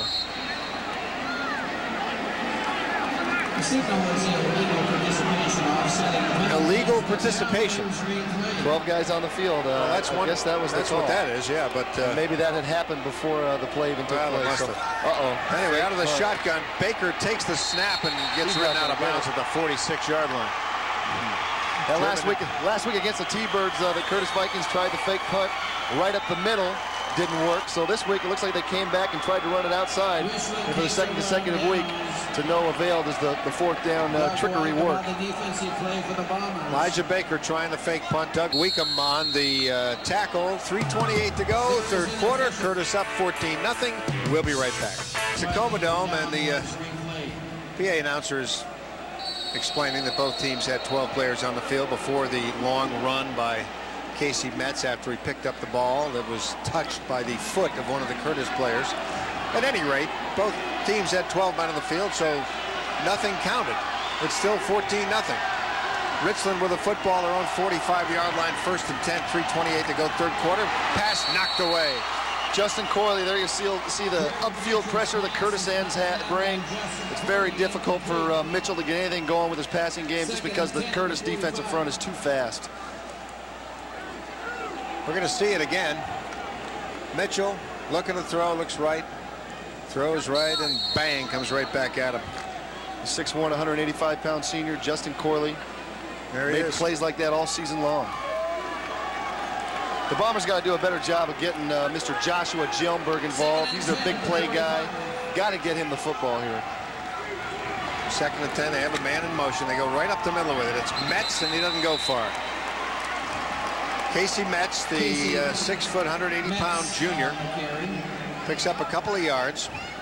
Justin Corley with the stop. And Derek Kahulu on the tackle for the Vikings. Bob Lucy leading 14-0. Third and long again for the Bombers.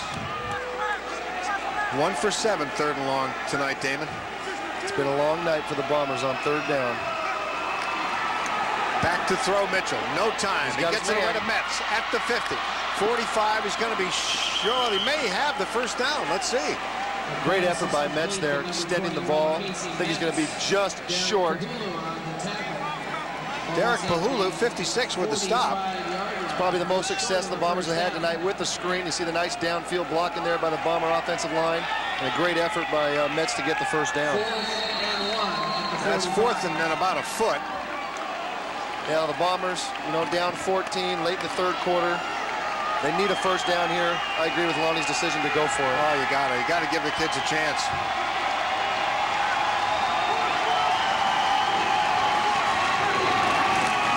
They got the first down. Jeff Lighty. There he is again. Let's get out of the Richland sidelines. Nita Wiggins. You've talked a lot about Jeff Lighty and the key tackles he's had tonight, but he is a big-time scorer. Last week, he had 3 short yardage touchdowns against South Kitsap. He would really love to show that side of his game here in the Gridiron Classic. 35, let's keep an eye on him. He just may break something open. Boy, they could use him right now, Nita. All right, 1st and 10 at the 43-yard line of the Curtis Vikings. Richland marching, 1:47 to go, 3rd quarter. They pump it up the middle, and there he is, Jeff Lighty. First down at the 30-yard line. She was right. Great call, Nita. Take another look. You'll see Virgil Williams and Elijah Baker make the stop, but not before Mr. Lighty pumps his way. His legs pumping. Look at those knees, Damon. Just a quick dive up the middle. Uses his strength, uses his size. Right into your living room. Here comes Big Jeff. Boom. Runs over number 59, J.U. of the Vikings. Big-time effort by the young man. What a gutsy team. The Richland Bombers. 1st and 10 at the 31 of Curtis. Minute 21 to go, 3rd quarter. Up the middle they go. It's Casey Metz yanking and pulling for a couple of yards. Yep, the Bombers are starting to have a little success here running the football. They did last week against the South Kitsap Wolves running the ball. And here you see in the 4th quarter, and maybe this will help set up the pass for Mitchell. Justin Corley grabs him by the ankles to make the stop for the Curtis Vikings. It's 2nd and 7 in the final minute of play here in the 3rd quarter. The team in gold and green and white. That's the Richland Bombers. They trail by 14, but they are driving inside the 30. 2nd and 7. Look for the play action pass here. Nope, come back with the dive to Lighty. Lighty just short of the first down. He'll be about a yard or 2 short. Looked like Simons and Yu in on the stop.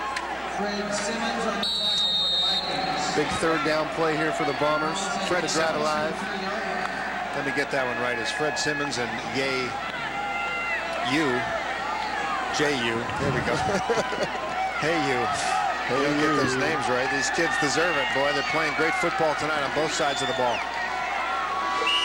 Now a timeout called by Jared Mitchell, the Richland quarterback. Actually, that's the end of the quarter, so he doesn't have to call a timeout. So it's getting exciting as we head into the 4th quarter of play. 12 minutes of championship football to go. Curtis leads Richland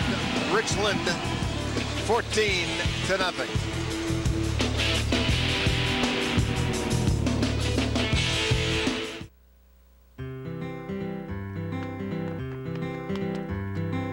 Zone, but the Curtis defense and Mr. Justin Corley, number 8, there again to stuff Lighty on that one. They're at the 22. It's 4th and a yard. You know, I'm always bugged by announcers that say this is a big play, but This is the biggest play of the game for Richland right here. This is. They got to make it. 4th and a yard. Seems to be a little confusion here at the line of scrimmage. You might want to get a TO, Mr. Mitchell.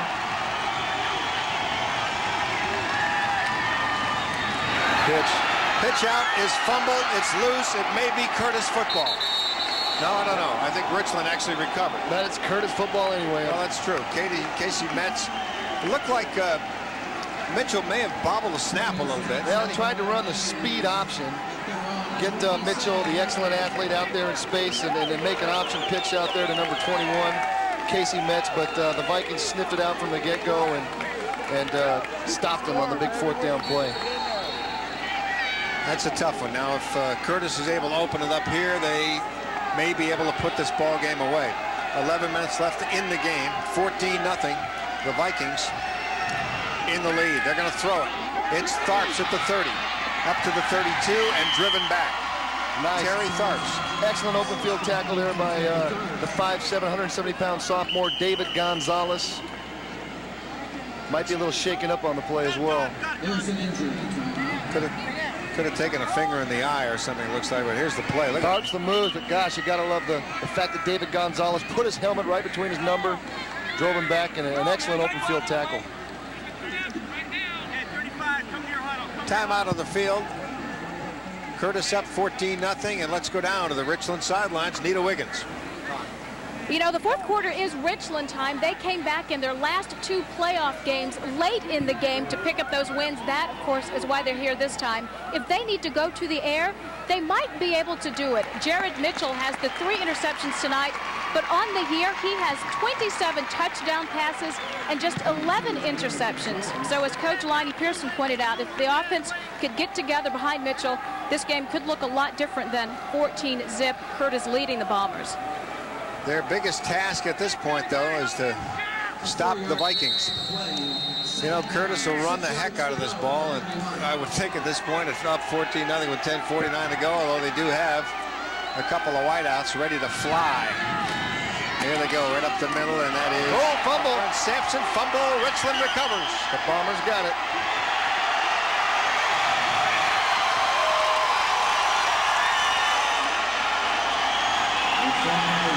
Jaron Mitchell, number 7. This ball game is far from being over. Boy, it is now, that's for sure. Look at the effort by 3 or 4 Richmond players to go after this loose football. Big 9 defensive player of the year, Josh Johnson in there causing the fumble. Back on offense they go. The Bombers have turned this thing around. They're at their own 30, or they're at the Curtis 33-yard line. 1st and 10. Mitchell, fake up the middle, looking to throw, almost stopped, gets loose, pumps once, and he's finally ridden down. Boy, I give credit to that sack to the Curtis secondary. Did an excellent job of covering the guys downfield. There was no one open, nowhere for Jared to go with the ball. But again, there's Mr. Justin Corley in for the sack. Scrambling, trying to find somebody. Nowhere to go with the football. Let's go down to the sidelines. Bill Rocky. Tony, we've been talking about the speed of Curtis on offense. Their defensive speed from down here is just amazing, and Richland is really having trouble struggling with that speed. Here comes again.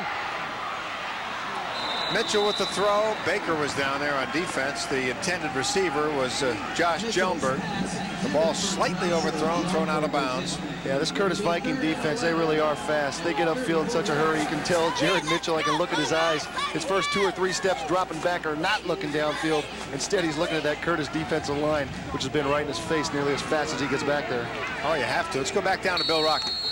Tony, I was going to say before that play, we got 1 injury report here on the Curtis sideline. Number 30, Keith Walker. He's re-aggravated an ankle injury from last week, and he's done for the day, so he's sitting down on the sidelines cheering the Vikings on, but his day's over.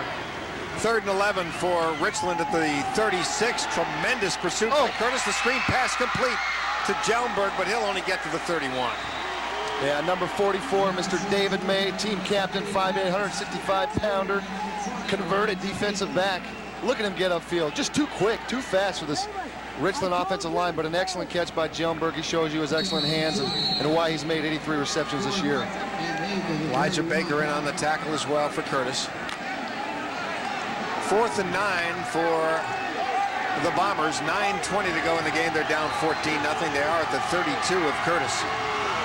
4 wide receivers, 2 on each side. Metz in the backfield. Draw to Metz. Spun down. Mr. Derek Paulu.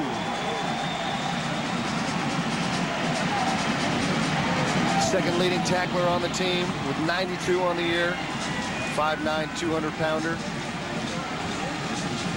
So another drive is stopped by the Curtis Vikings. Boy, has that got to be discouraging.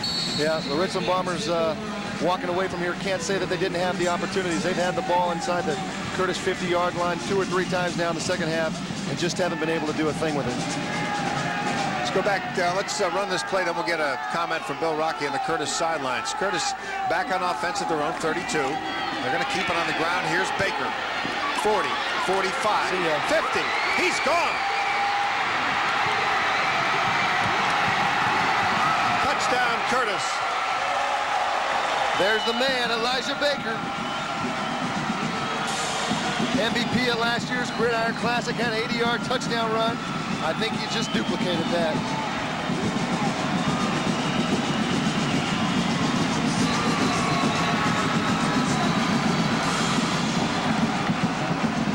Just running the sweep left. There he goes. Nice move there. Great downfield blocking. Again, watch brother David. He'll get in front of somebody. He'll make a block. Elijah, easy 6 points.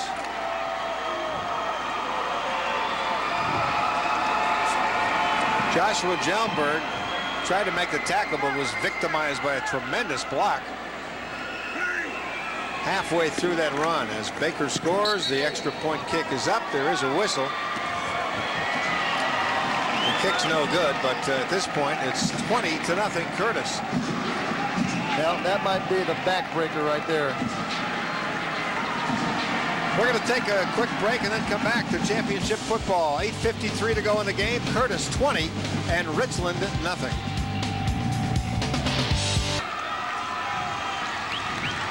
Remember, fans, at the end of the game, Damon and I will pick the players of the game. A lot of great jobs today on both offense and defense. We have a couple guys in mind, though. We'll let you know who they are. They will receive recognition beyond their wildest dreams for this honor. I'm not exactly sure what that means. Elijah Baker, by the way, 10 carries, 97 yards, and 2 touchdowns. So he helped his average with that 67-yarder. Curtis kicking off. That's Jelmberg. Fake reverse. Jelmberg's got it down the left sideline, the 15, the 20, and out of bounds he goes at about the 23. Nice tackle by Ronnie Griffin. Richland goes back on offense, but time is running out. There's the Viking drive. Pretty impressive. 67 yards, 1 play. Yeah, that's pretty quick. Took 23 seconds if you're scoring at home. Baker with a great day, almost 100 yards rushing and 2 touchdowns. So here we go. The Bombers trying to get something going on offense at their own 22-yard line. Spread that offense. 3 receivers right, 1 left. Mitchell throws to his back. Casey Metz to the 25 and tripped up. A beautiful job by Mr. David May. There he is. I think that's why Bob Lucy put him on the defensive line. Boy, look at this kid's speed. Runs this guy down on the swing pass to Metz. Shoestring tackle. Ooh, can't do it any better than that. Whoa. 1 hand on the ankle. And there it is. Good swing pass out to Knutson. Picks up a couple of yards before he goes out of bounds. He's at the ball's at the 35. Well, let's see where they spot it. Spotted close to the 33-yard line. It's a first down for the Bombers. Clock stopped with 8:18 left in the ball game. 20-0 Curtis. They're looking to become the first team in the history of this playoff to win 4 championships. Am I right? You are correct.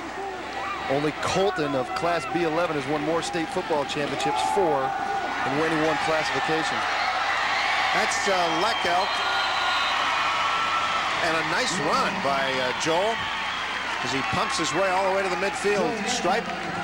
Virgil Williams with a tackle. Little delay, a little draw action. A lot of room for Mr. Leckel to run on that one. Timeout, Curtis. Curtis calls a timeout. Richland is moving the ball a little bit, down 20-0. We will take a break with the score: Curtis 20, Richland nothing.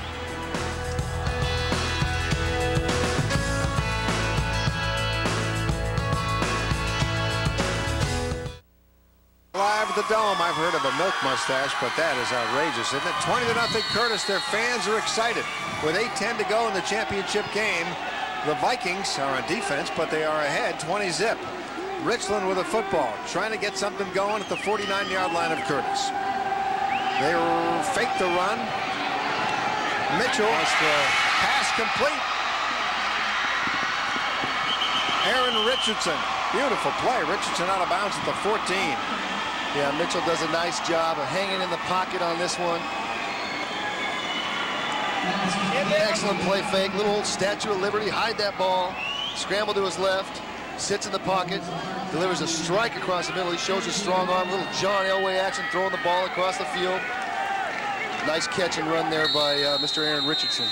Now the Bombers have something going. They're at the 15-yard line with a 1st and 10. Pass in the backfield is complete again to Leckert. I'm sorry. Joe Leckert, and he gets hammered at about the 18-yard line. That's our old friend, Mr. Panulu, isn't it? I think so. This Curtis Viking defense, just the pursuit, the rush. These guys have had nowhere to run outside. Boy, they get something going, and then they get stopped again. It's just been a frustrating night for the visitors from Richland. Well, they're technically both visitors in the championship game, but Curtis only had a 7-mile drive. A little bit of a difference. There's a little home field advantage there. Plus, this is their 4th time playing here since before Thanksgiving of last year. The semifinals, as you know, are played here in the Tacoma Dome, and then last year's state championship, and then this one as well. So it's right in their backyard, and they definitely got to, live up to this home field advantage. You know, Damon, and you have to credit, obviously, both of these teams for getting to the championship game, but the fact that they both lost once and rather badly during the season, then bounced back from it. Yeah, I think Richland was beaten real bad in the second game of the season, 31-7 to Kamiakin. They came back in the playoffs and beat them handily. And the Curtis Vikings, the only blemish on their schedule was a 28-0 loss to the Puyallup Vikings. But give lots of credit. This team has obviously improved over the last 5 weeks. This defense, they're a different ball club out there on defense. And very, very impressed with their overall team speed. And they put the number on Richland tonight. 7:40 to go in the championship game. Richland driving. They are down 20-0. They've got a 2nd and 12 at the 17-yard line of Curtis. Fake up the middle, pass, touchdown. Josh Jelmberg. There's the man. That makes number 16 on the year for Joshua. After the play, Jared Mitchell on his back. He makes this throw under severe pressure. It's an excellent job of hanging in the pocket. This kid's going to be one sore cookie tomorrow. Nice throw, nice catch. Ground level there, you see the fake. Nice touch over the middle. Well, they were down 21-0 in the 4th quarter to Meade. That's down right. 20-0 here in the 4th to Curtis. Maybe that's what they needed. Go for the extra point kick, and there it is. It's good. 20-7 ball game with 7:36 left to play. The Richland Bombers launching a comeback. We'll see as Curtis has the lead, 20-7. We're going to stick around as we see the excited Bombers of Richland. There's their fans. Some of them made their way across the pass last night and today. I think I would have gone Horizon Air if I was coming to this one. Well, I don't know. I certainly would have left yesterday, but I don't know. They made it. There's head coach Lonnie Pearson, graduate of Sunnyside High School in '68. Played alongside my father at Central Washington under legendary coach Tom Perry. Was a linebacker for the Wildcats in Ellensburg. Let's go down to the Richland sidelines. Nita Wiggins. You were talking about the Curtis trip that was just 7 miles to get here to the Tacoma Dome. Well, the people in the Tri-Cities traveled to watch their team play, and they love this team. The Tri-Cities area is so proud of the Richland Bombers. And, you know, they're also proud of the nickname Bombers. Not that many people know that the name was changed from Beavers to Bombers during World War II. At that time, employees out at the Hanford plant donated a day's pay to the war effort, and at that time, that paid for a B-17 bomber that was used in the war, and that is why the team changed the name. There's this great mural on campus that shows that B-17 bomber, which is named Day's Pay, and boy, this community is proud of that, just as they are of this football team. This football team, Nita, is fired up. They are down 20-7 with 7:30 to go. But look at what they've just done. They've scored. They have stopped the advance of the Vikings on the kickoff. Curtis has the football deep in their own territory. Yeah, feisty number 22, David Gonzalez, only a sophomore. An excellent open field tackle there on the kickoff. He's going to be a great one. Nothing gets the defense fired up like the offense, especially if they play both ways. The defense is the offense. These kids are fired up. Here go the Vikings as they run the football, try to run out a little bit of the clock. Sampson pounding his way for a couple of yards, but not much more. No, big number 74, Sam Martin in there on the tackle, along with Jared Mitchell. No relation to quarterback Jared Mitchell, though. There you see the scoring drive, 6 plays, 78 yards. Notice only 117, the time it took. This team can strike quickly. Can they get the ball back and do it again, though? That's the question. All right, Curtis sends number 1 Terry Tharps to the bottom of your screen. Handoff in the backfield to Charlie Engelman, and Charlie pounds his way to the 25, maybe the 26-yard line. It'll bring up a 3rd and 4 or 5 for the Curtis Vikings. A crucial play coming up. They're at the 26. They have to get to the 31. Well, they've had success running the ball all night. Be interesting to see what head coach Bob Lucy and offensive coordinator Don Lichty do here on 3rd and 5.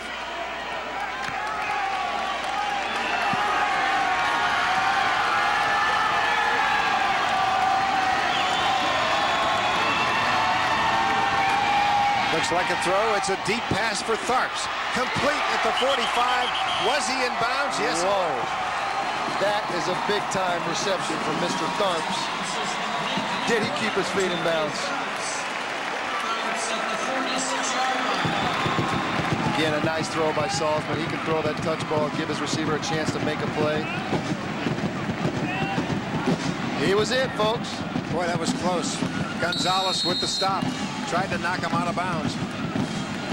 There you see it. There you see it. Great shot at the play. Ooh. That was very close. Close call. Curtis Vikings now at the 46-yard line of Richland with 6 minutes left in the game. Yeah, I think somebody a bomber jumped off sides.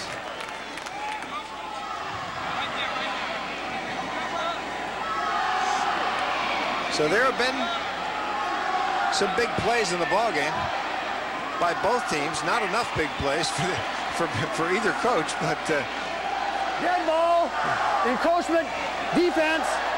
That was 1. Been some excitement. Richland cost themselves 5 yards.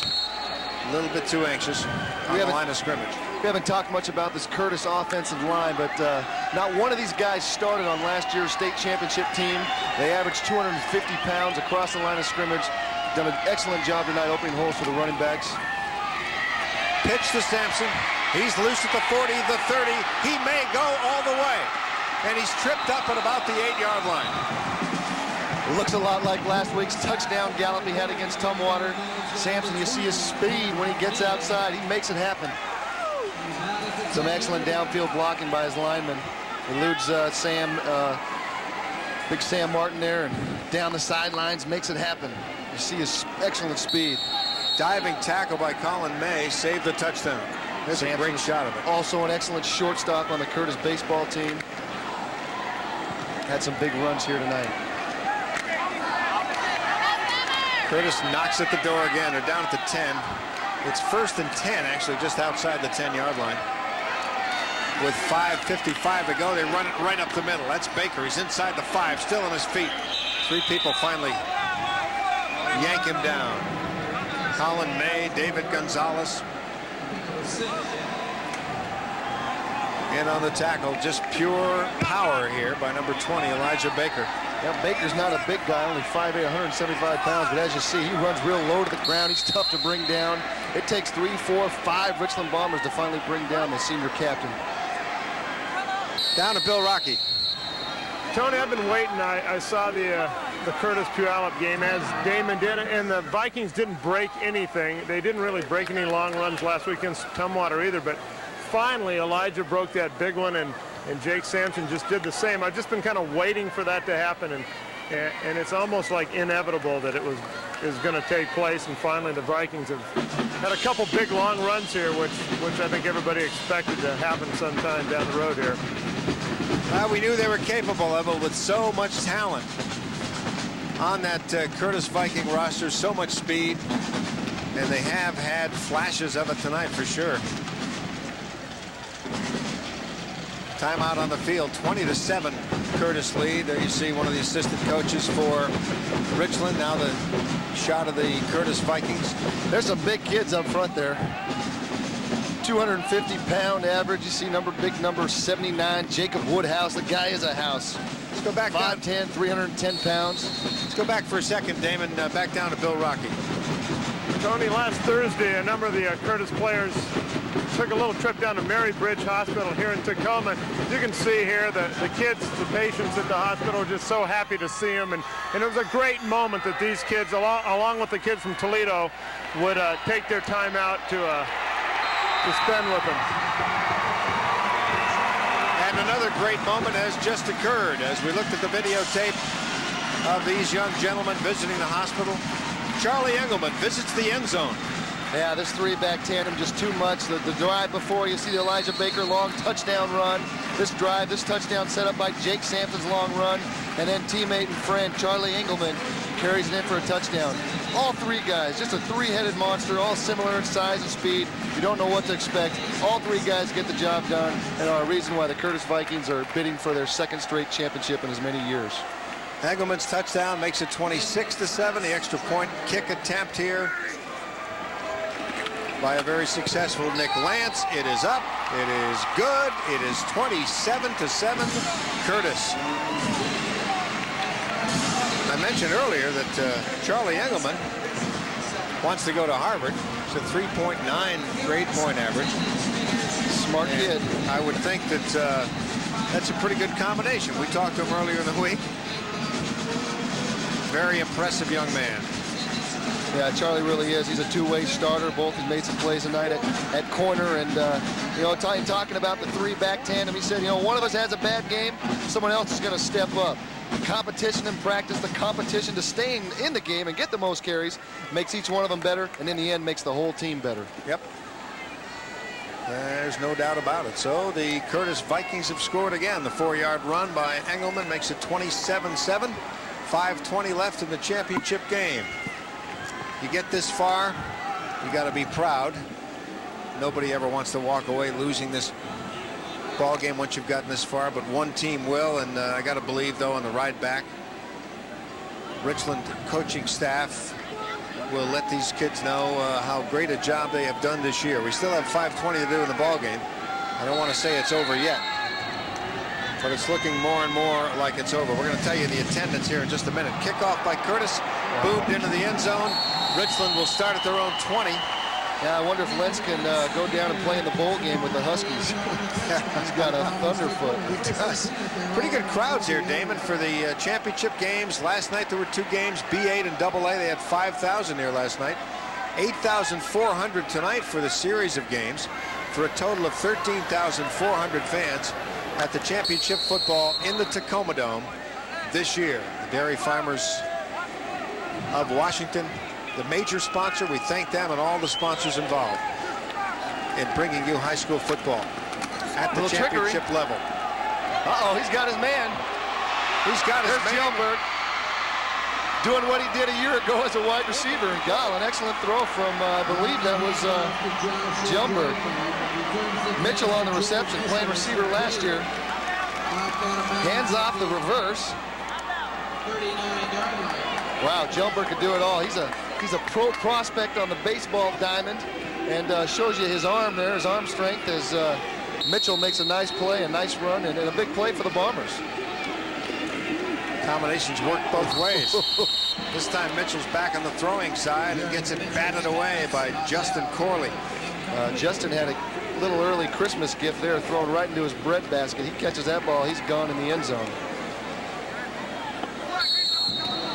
Second down, 10 yards to go at the 39. Richland sends 2 receivers left. Jonesburg is one of them. Chad Goplin the other. Wide right, Knutson. Mitchell to throw. Throws deep, and it's too deep.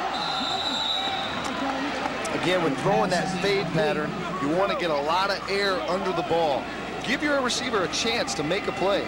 Jumberg's a big kid. He's 6 feet tall, going against a 5'9" Engelman. Give him a chance. Don't overthrow him.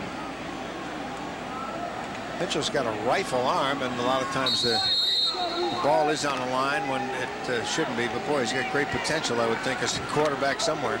He really does. He's shown me a lot tonight with just the strength and his athleticism and his ability to scramble and make some plays.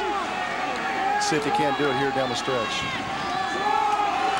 This time he goes up the middle with it on the handoff to Leckelt. Number 51, Drew Voss. 6'1", 185-pound junior. Nice tackle on the play. Joe Leckelt picked up a couple of yards on the play. It'll be 4th and about 8 as Richland just tries to keep it alive with the clock running. 4:37 to go. Quick pass here. It's thrown long and incomplete. Intended for Dan Knutson. There's Bob Lucy congratulating his players, starting to feel the victory. Bob Lucy is an excellent coach. I had the opportunity to play for Coach Lucy in the '91 East-West All-Star game, and I've been around a lot of coaches in my time, and Bob's knowledge and overall enthusiasm is as good as the best of them, and it really conveys that message in his players. It's obvious tonight as they're about to win their 4th state championship. Vikings with the ball again, a 20-point lead with 4:30 left to go in the ball game, and they're working at their own 38. They're going to run it, and that's Sampson again. He breaks loose around the right and finally tackled, a one-arm tackle on the other side of the field. A great defensive play by Aaron Richardson to stop what could have been another long touchdown. Let's go down to the Curtis sidelines and Bill Rocky. Tony and Damon, I've been watching Ronnie Griffin here a little on defense, just isoing on him a little bit. And he is just playing a phenomenal game. I'm sure Damon has seen defensive backs like that, and it's tough to throw against guys when they're all over the receivers like he has been, but he has really been a blanket out there, and they're not even looking his direction anymore because I think he's won that battle.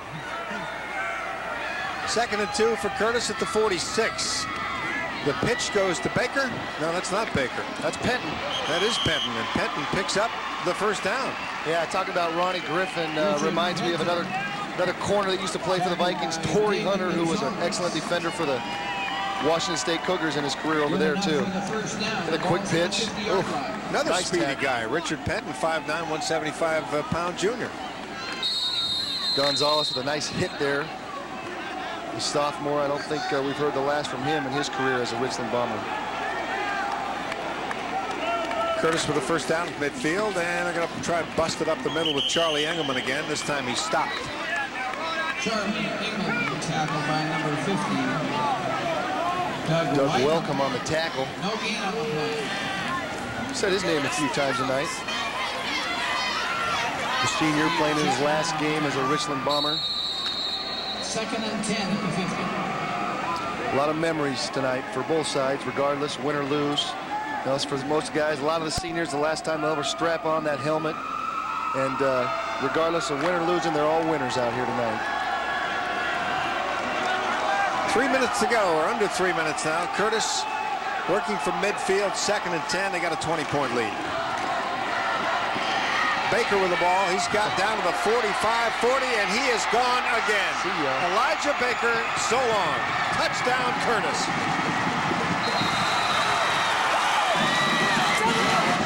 Well, Elijah's the man. recruiting trip planned in Nebraska for mid-January. Also considering visits to Arizona, Washington, Oregon State, and Wazoo. You got to wonder if he's the next Cougar great to go play for Mike Price and the Cougars, or will he stay in Seattle area and be a dog? Looked like Metz had a shot at him. Gonzalez took a crack at him, but just too much speed from Elijah Baker. You got to love the stirrups on that man, too. What a night for Mr. Baker. He might be offensive player of the game. He's got my vote. Oh, my. As Curtis just increases the lead. Nick Lance with the extra point. We take a timeout. 2:32 left in the title game. Curtis leading. Are on the verge of winning their second straight AAA championship. They have just taken a 34-7 lead over the Richland Bombers. My, oh my. What offense tonight by the Vikings. Jelmberg tries to field the line drive kickoff. I think he should. Okay. Kicks him off the helmet. Do you want him to pick it up and run it out of there? Well, no, it looked like he caught the ball on the 1-yard line and just let it run into the end zone. And then he does have to jump back on that ball and down it, but he eventually did. So, Damon, we got so much help in the booth tonight. Of course, Cairo, the cast of about Kim. Folks. Woo! Guy, you see the gun here. The Mad Bomber, Jared Mitchell, finding Metz, but whoa! Mr. Kim delivering a blow.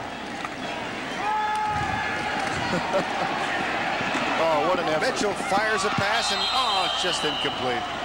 Yeah, that ball should have been caught. Trying to open up the offense. Bryce Ray, number 6, just lost it. Mitchell had guys hanging all over him. I don't know how he got rid of that football. It looks like he got a little banged up on the play, but what a tough kid. Give him credit. You know, these Vikings have been in his face all night long. He's hung in there, made some big throws. And regardless of the score, all these Richland Bombers came here to play tonight. And lots of people try to give credit to as many of the ball players as we can are getting to see some action late in this game. With Curtis with a big lead. Mitchell running with the football now. He's going to be hit at the 40 and hit pretty darn hard by a big number, by number 44, David May, 5'8", 185-pound senior. Oh, gosh. I don't know how much more Jared was going to be able to take, but it looks like the Vikings finally have got to him. Took a couple of pops there. 44 started the tackle. Don't like to see any warm-ups, but the kid seems to have some athletic ability. 6'1", 195, perhaps the quarterback of the future, and certainly a chance to play, not in exactly the situation he had in mind, but nevertheless, Ryan Moore, 6'1", 195 sophomore, out there to try and direct the last minute 49 and get this team into the end zone. He can throw the football. He's got Jelmberg, his key receiver, wide right. He fires it, and it's a lateral. That ball is dead right there. Well, I don't know what he was trying to do there. He threw it a little bit over the head of Jelmberg, the receiver.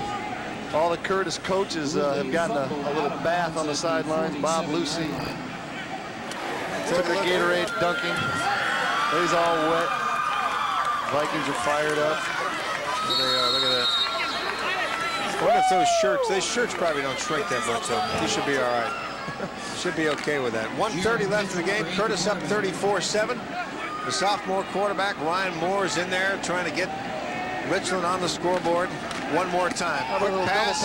Oh, that's a lateral and a pass. Jelmberg fires the pass. It's complete to Metz. I believe it's Metz at the 25. It is. Casey Metz. Well, these Bombers don't say die. That's right. A lot of guts, boy, this team. Jelmberg will take the lateral. This was a big play in the fourth quarter, come from behind touchdown. They threw a touchdown against Meade in the fourth quarter, come from behind, excuse me. All right. And, worked here on a big fourth down. You know what? I got to apologize. Jared Mitchell was back in the game for that last play, and he's in the game again for this one. So he was only out of the ball game for one play. Well, you know, it's a senior year. Last time wearing the green and gold as a Bomber. Let him play it out if he can. Richland calls a timeout. They really want to get on the board one more time with 1:02 left to play in the championship game. Curtis has it well in hand. We're going to go down to Bill Rocky on the Curtis sidelines. Bill? All right, Tony, we've taken an official survey here, and as you can see, all the Gatorade cans are now empty. Every coach, I think, got a little bit on him, and they're celebrating down here. They were this was a close game for a while, as you know, but these guys are now smiling, and they know they've got it for the second year in a row. What an experience for the seniors and the juniors and the sophomores on this team. Been a terrific night. An offense that's explosive. They made a few mistakes in the first half, Damon, and did not take advantage where they could have a couple of times and had only a 14-0 lead. Yeah, they did a better job in the second half. There weren't the crucial penalties. They did turn the ball over a couple times, but they minimized their mistakes for the most time and made some big plays when they had to and put this game out of reach.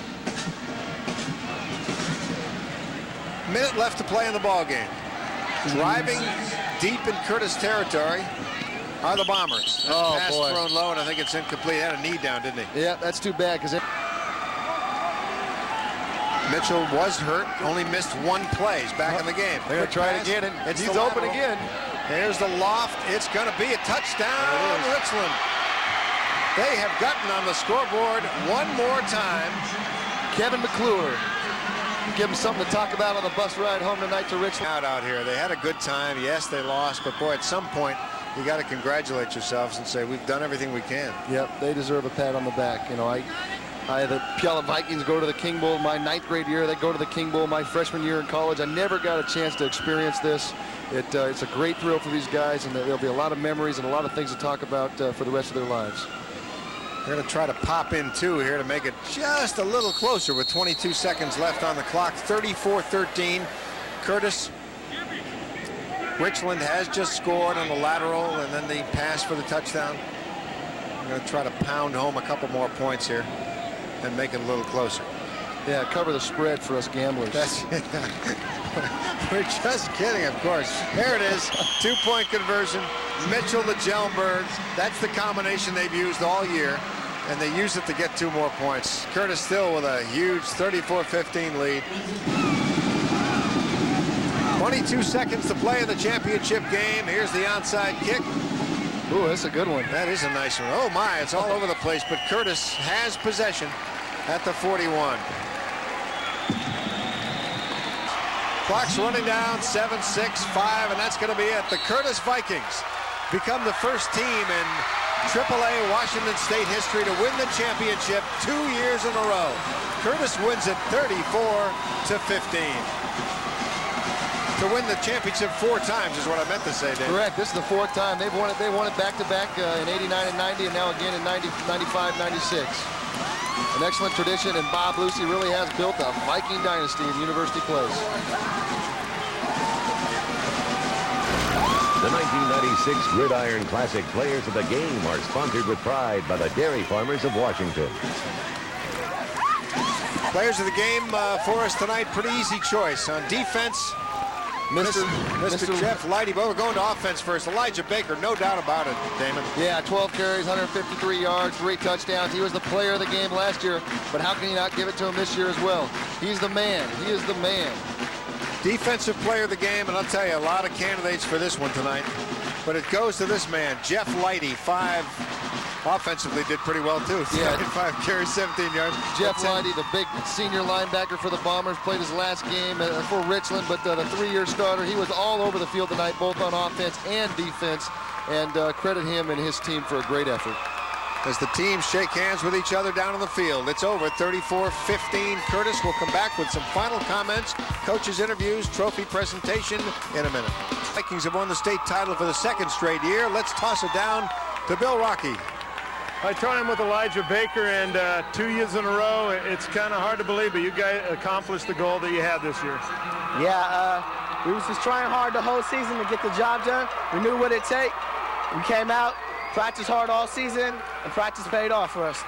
We talked about the Puyallup game earlier this week. When you lost at Puyallup, how much did that refocus you guys and get you headed in the right direction? After that loss, it brought us a lot together as a team, and it made us want even more of that championship ring, and we finally accomplished it.